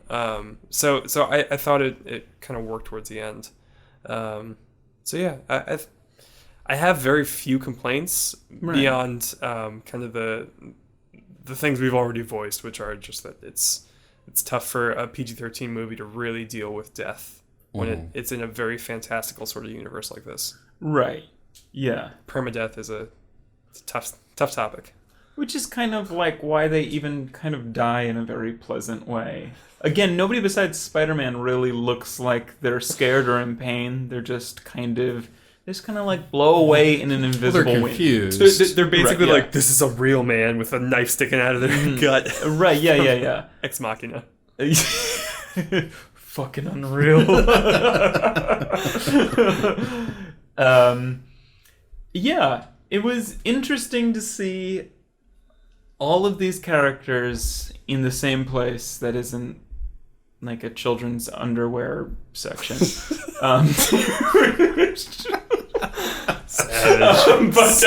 man.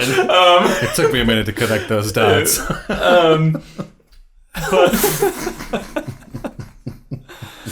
Cold. Avengers 4, Macy's children's underwear section. But I don't. Yeah, I really like Thanos, and that was what I was really concerned about. I was about like, what about like? I love Brolin and like everything he does, but it's like he's on a sports team.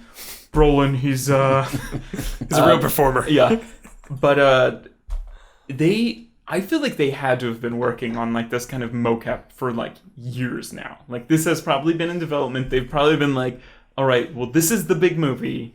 We've got to really get this right. This isn't just, this isn't the fucking GameCube graphics that we're going to do for the final fight of Black Panther. Mm-hmm. This is like some real shit that we really have to get down pat.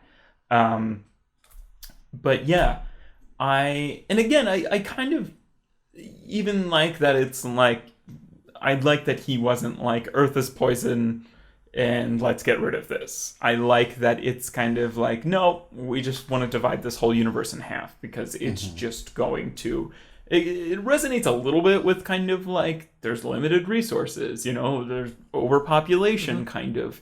And it even brushes with bigger thoughts. Like nihilism. That I wish they spent, like he monologues so much that I'm like, I wish he developed an ideology of some sort. Like I wish there was something just a little more besides like 50-50, but again, I did enjoy him for the most part. Like I was saying before, he is kind of like, I think they had a really good idea on paper where he is not this booming character, but he's wistful and I don't know. He works sometimes and he didn't work sometimes.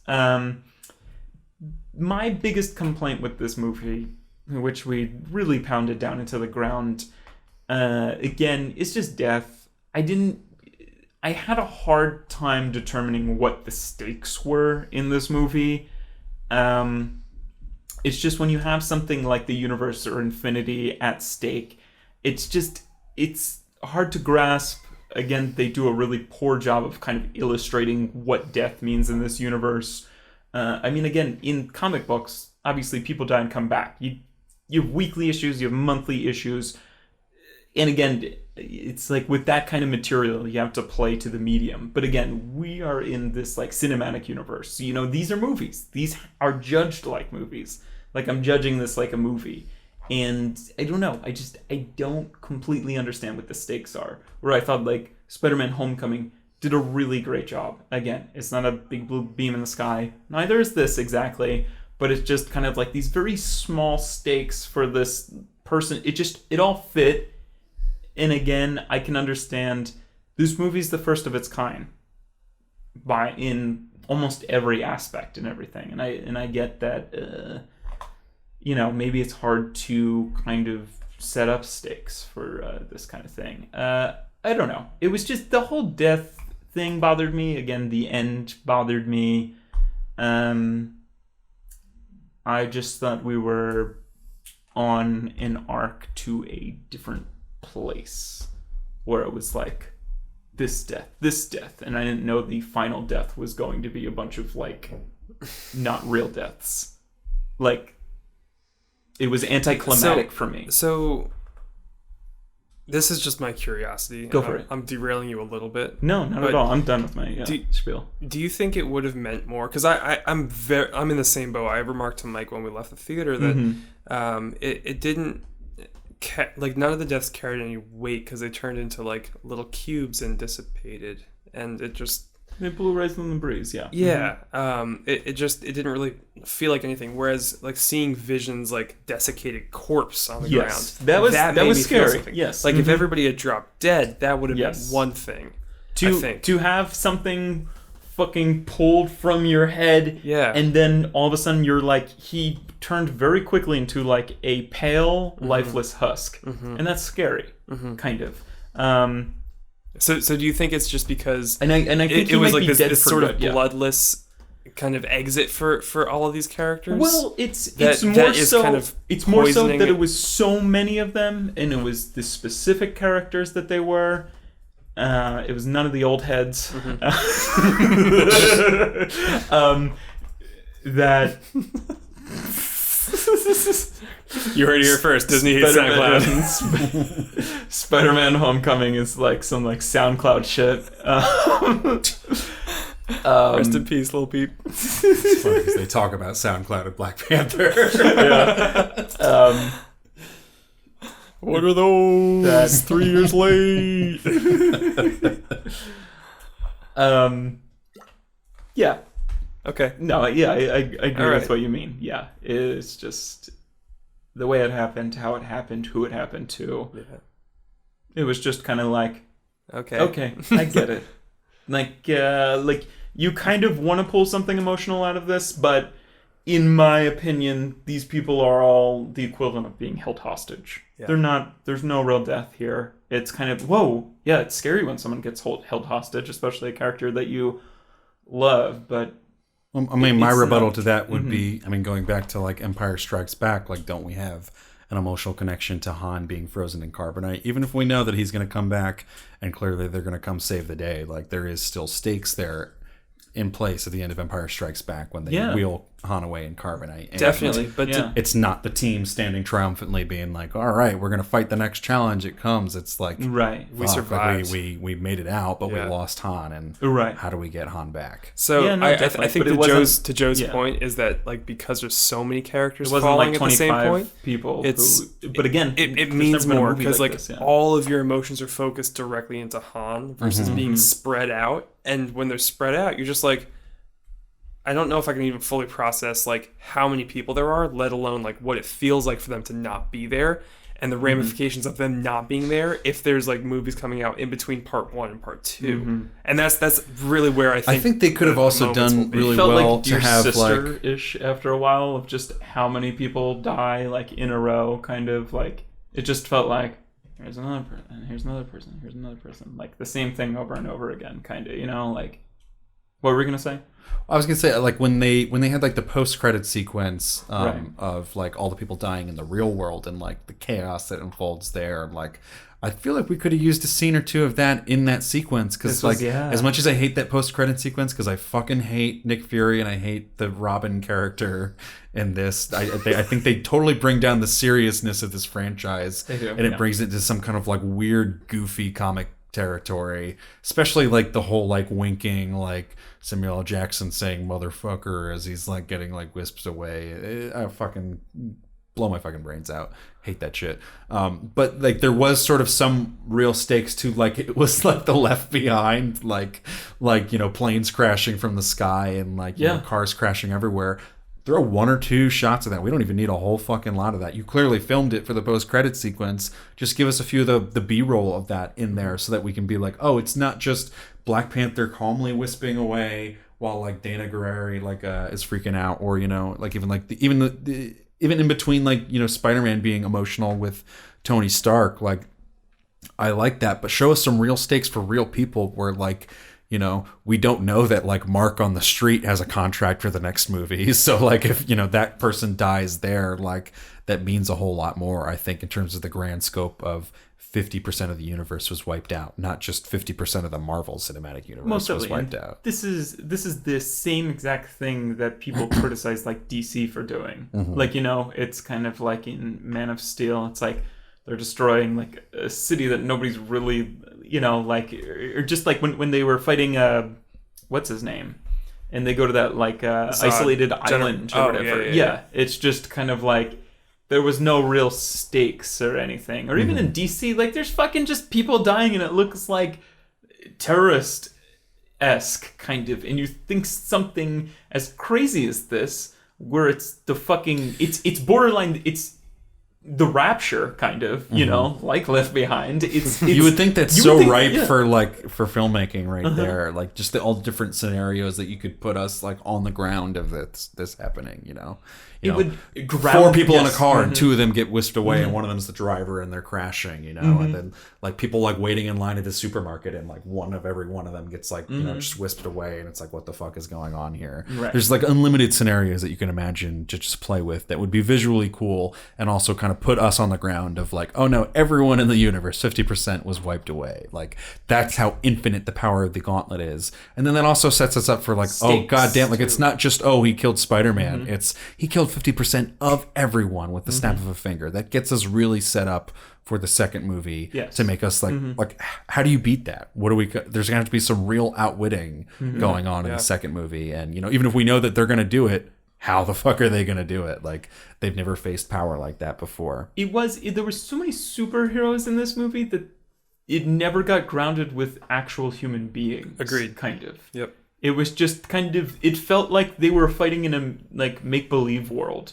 There was never any, it was just like, we have 40 superheroes who all need to get in their one-liners or just have some line of dialogue. Like, we can't have like, even a general of like the government really like have more than like one liner. They have like the Security Council at one point and Don Cheadle's just like, literally swipes left on that.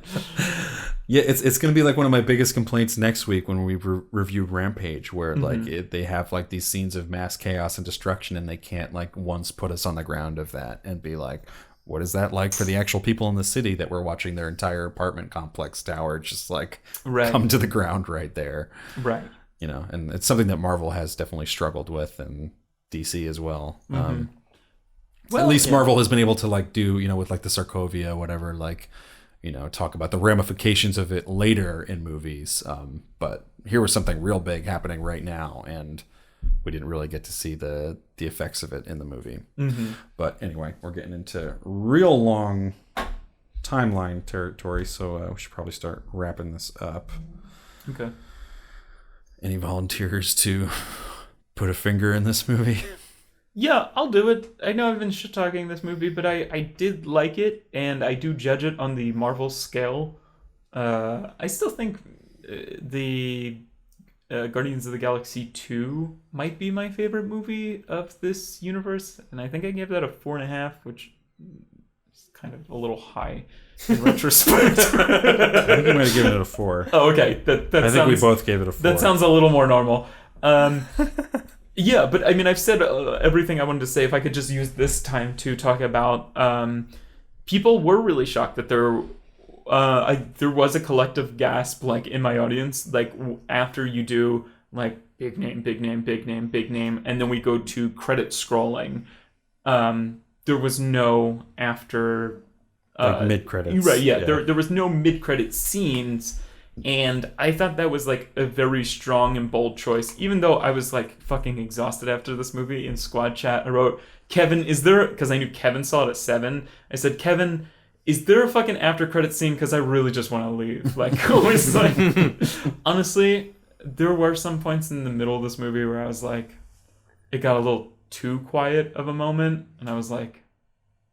I'm, like, bored. I kind of want to go home. Like, I was just never, you know, like, so by the time this movie ended, and I was also not satisfied with this ending by any means, and I did think it was like some sort of a cop-out. I was like, I don't want to give this movie any more of my time, but I do have to stay, and I have to, like, comment on this podcast about, like, what those, like, after-credit scenes were. Right. I was reading that apparently the after-credit scene, the one with Nick Fury and Robin, was apparently that decision was made very, very, very late in the reshoot process, and originally they wanted to just do like no credit scenes, which I think would have been super powerful, like especially after that ending. I agree. But then they fucking do that, and it's trying also to hype up Captain Marvel and and did they even have like beepers with colors in the 90s? What the fuck was that?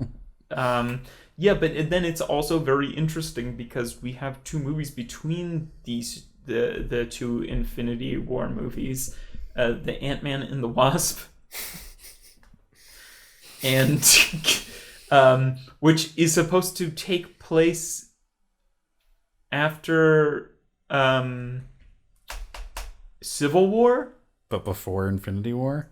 I don't completely know. And then somebody was like talking to one of the Russo brothers on set or something. I heard this on a podcast, and he said, he's like, actually, Ant-Man and the Wasp have a lot to do with the second movie, kind of. And I was like, hey boy. And then also Captain Marvel, which is a 90s period piece. So both movies have nothing really to do with this movie, but also have everything to do with this movie, apparently, kind of. At least setting up those characters further. Yeah, exactly. And again, it's super cool that they can do something like that and set up these characters before they come into the next movie and do whatever. Yeah. I think this was better than Civil War, and I gave that like a 3. I think I'm going to give this a 3.5 fingers. Yeah.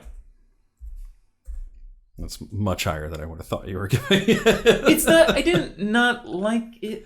I don't know. It's hard. It is a hard movie to talk about the positives of it, because I mean, what else can you say besides it was fun? Like, it's really cool to look at, and a lot of the one-liners landed, and it's a funny movie where you just kind of laugh and enjoy it, and it's hard to really talk about the positives other than it's really incredible that they kind of pulled it off. And like, there was so much of this. This could have been a gigantic disaster of a movie. Just and that's why I say like the experiment kind of worked, and I'm very curious to see like what Marvel's going to do 10 years later. Like, what's the next cataclysmic event that they're going to build towards in this universe? Because clearly Marvel's going to be around for 10 more years. Oh, they're absolutely going to be.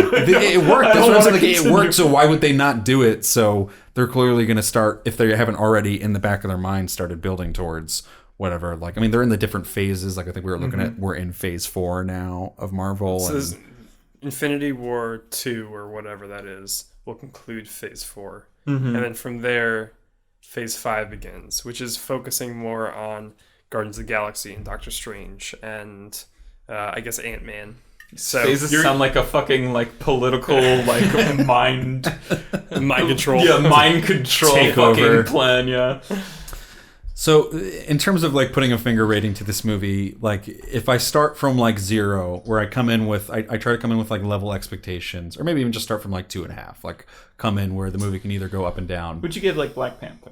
Yeah, like just starting off this movie, it's a 2.5. All movies start off at a 2.5, and they can either go up or down. I don't rate them that way, by the way. I'm just trying to. It's funny that I'm just trying to give some sort of logic to where I end up at the end of this movie, where like I really enjoy the beginning of this movie. I'm not expecting to. I had sort of high expectations in terms of like they better pull this off, otherwise I can like swear off Marvel forever. Like if they can't nail like you have a Infinity movie War. podcast. You know what I mean? In terms of like in my heart, like not that I was ever really allowing Marvel to get into my heart too deeply. But they've been doing pretty well recently, and I was sort of starting to get invested. I was actually kind of excited for this movie, but also kind of not allowing my hopes to get up too high.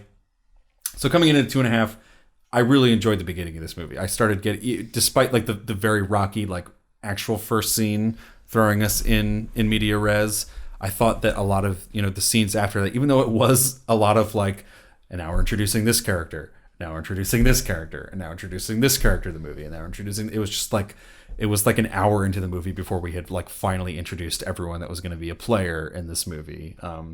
It worked for me. Like they were able to sort of juggle all these characters to give them all sort of an equal amount, more or less, of screen time and punchlines, and at least we had gotten enough emotional weight from the other movies in the Marvel universe that we understood what the stakes were for each individual character in this movie. We knew their motivations. We knew what they really wanted or didn't want as far as this movie went. Where it was all kind of like smooth sailing and working for a long time in the beginning of this movie for me. And then it started getting a little fuzzy, like with like the Peter Dinklage character for sure. And it started to get like kind of boring in like the third quarter of this movie, where I was kind of like, all right, like now the 2.5 hours is really starting to like sink in, and like my ass is starting to hurt. And like we really just like, I'm enjoying this, but we need to wrap it up soon. So I'm going to detract a little bit of the score from that. And there are definitely some punchlines that show like sort of the old Marvel way of like, let's just insert like humor wherever we can, even if it doesn't necessarily fit. Like, and they were some of the lines that landed the biggest laughs. So I don't know that it's hard to fault them for it, because clearly whatever they marketed it for, it worked. People were laughing in the theater, but I hated those lines. Like when they're on the battlefield and like I Am Groot says something, and then Steve Rogers is like, I am Steve Rogers. Like, that's such a bullshit fucking stupid line. Even if it gets a laugh out of me, but I hate laughing at it because it's just like a cheap laugh. It's not really that intelligent of a line. It's just like, wouldn't it be funny for Steve Rogers to say I am Steve Rogers while interacting with Groot? Like, those are not the smart interactions that I want with like these worlds kind of colliding on like one battlefield. But I did think I was impressed with that final battle scene on Discount Wakanda, because in the trailer it looked like it was just going to be like Lord of the Rings. Like we were joking about it being like Lord of the Rings, but I thought they don't use a lot of those shots on the trailer either. Yeah, they did a good job of like actually zeroing in on the individual characters, and it not just being like chaos. Like us being able to, like throughout most of the movie, I could tell what was going on in a lot of the action sequences and actually follow it. And even in that final battle sequence, which I didn't think I was going to be able to. So I have to give them my hats off for that. And like I said, I was really really into like the Doctor Strange sort of like mind bending fight scenes. I really like the idea of Thanos being able to like bend reality when he would, and like when he would do the scenes where he would like wipe away what was behind him, sort of bring you somewhere else, or things like turning into bubbles at certain points was pretty cool.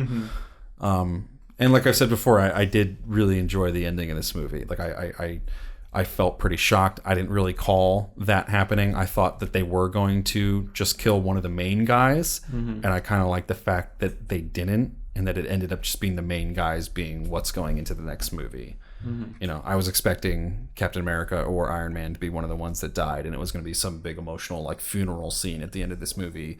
But I kind of like the fact that it was like, let's wipe out 50%, let's give Thanos ultimate power, and let's go into the next movie with the original Avengers.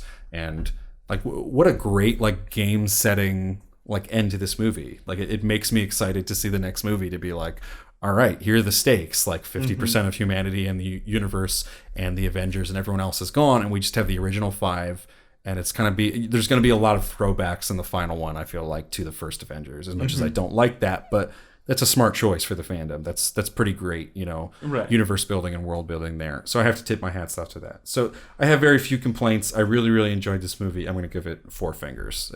I think at this point right now, coming out of the theater hype, it's probably my favorite Marvel movie just in terms of theater experience. And I want to go back and see it again. And I have fond memories of seeing it already. And there's a lot that I can think back that I enjoyed on it, and not much that I can really critique. So 4 fingers. Really quick thoughts. That I didn't get to say my score really quick. Toss it over to you in a second.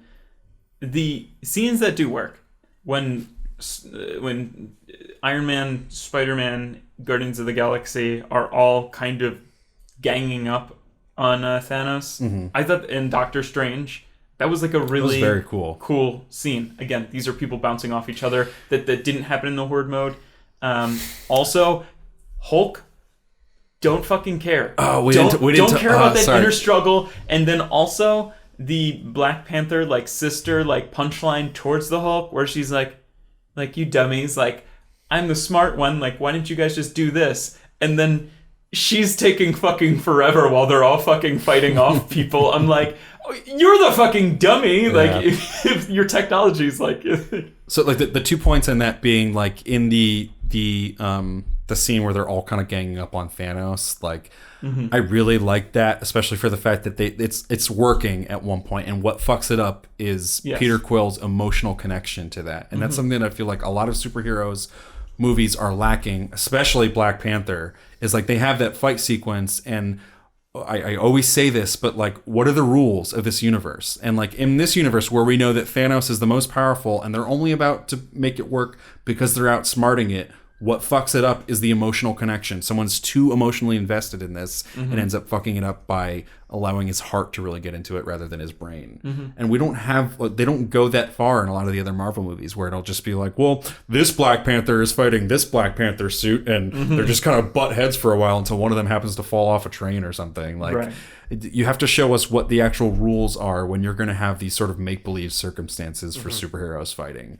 And it goes a long way in this movie. And then just my last point about the Hulk is like, I think he's one of the better characters in the Marvel universe, and he's so bad in this movie. And I don't know if it's because I feel like they tried to use him because he's not being like, he's been kind of like a tortured character in the Marvel universe, where it's like, I mean, we made a meme out of it, but the whole like, that's my trick, Captain, is like, I'm always angry, like that's my secret. Like that says a lot about his character, and that's kind of been the way his character has been, where it's like he's sort of this depressed character who ends up channeling that into rage to be his sort of superpower. But in this movie, it ends up being like this like joke about like impotence, and like he ends up being like the comedic relief, and he's not really a comedic character. Mark Ruffalo is not really good with comedic timing in this movie, or at least he's not well directed, because he is kind of funny in Thor Ragnarok, I thought. But he falls so flat in this movie. Every time that Hulk is on screen, I'm just kind of like, oh, they're killing this character who was one of the strong points of the Avengers for so many movies up until now. Hulk has never worked for me. Like Hulk in any He's a fan favorite for sure. Hulk in any of these movies makes me like hate Mark Ruffalo, and I actually really like Mark Ruffalo. He's a very talented actor. But I've never seen an Avengers movie where I'm like, this works, kind of. Or like, again, a big part of Thor Ragnarok, I was like, this isn't working, really. I think most of the fandom would disagree, but I'd be curious to see how the fandom feels about this, because I'm someone who, not liking the other Avengers movies, thought that Hulk worked. Mark Ruffalo worked as Hulk, and it was so bad. Like, I would put, like, Peter Dinklage and Mark Ruffalo's version of the Hulk in this movie as the two biggest complaints that I have against this movie. Anyway, sorry, we will now pass it on to Dan Martin for his final thoughts.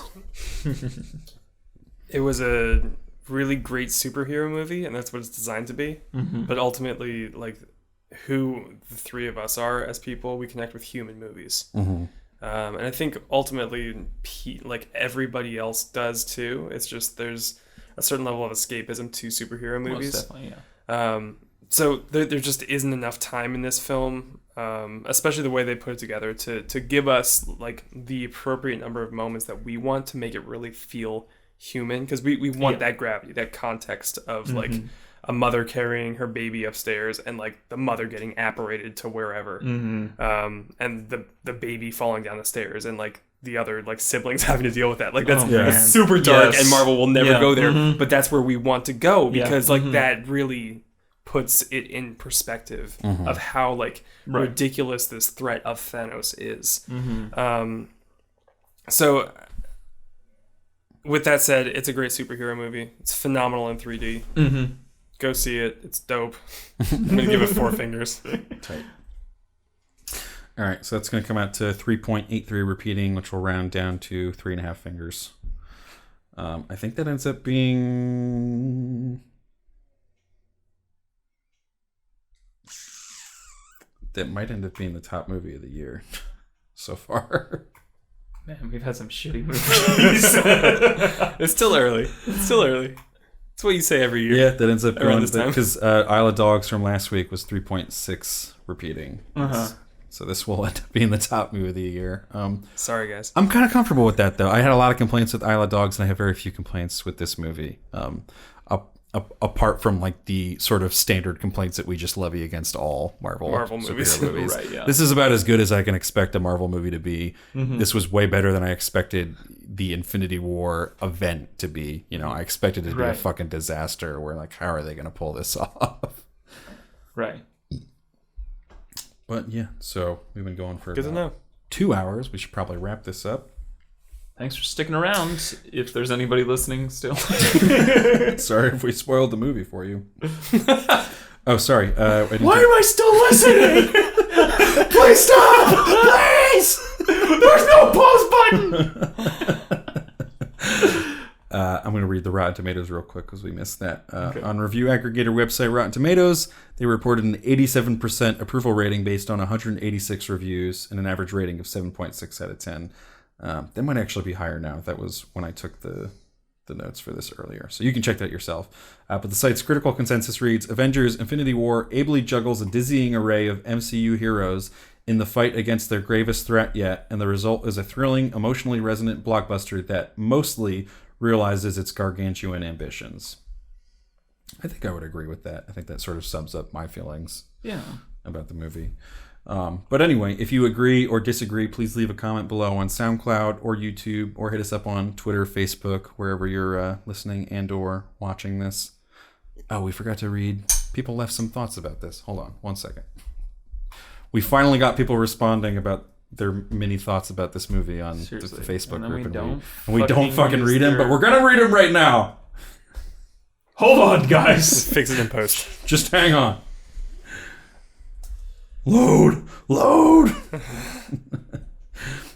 So Kevin Pettyjohn, former guest on the podcast numerous times, says, real talk, it was great. Not going to say anything more than that. Delete Facebook until you see it if you don't want anything spoiled. And Dylan Rogers says, 2.5 hour long boss battle, fun stuff. Bass battle. Which I would agree with both of those as well. I think that was all for this movie. So yeah, we're gonna hop out of this right now and go check out our review of Rampage next week, and our review of Blockers the week after that. and head to notdanmartin.com and check out some of the sick work that Dan Martin's been doing. If I get my shit together and it's not just a gif of my face. Or you can go to pixel makebelieve.com and check out the stuff that Armmind already has up now that he's been working on. And we'll see you guys next week. Goodbye. Bye. Bye.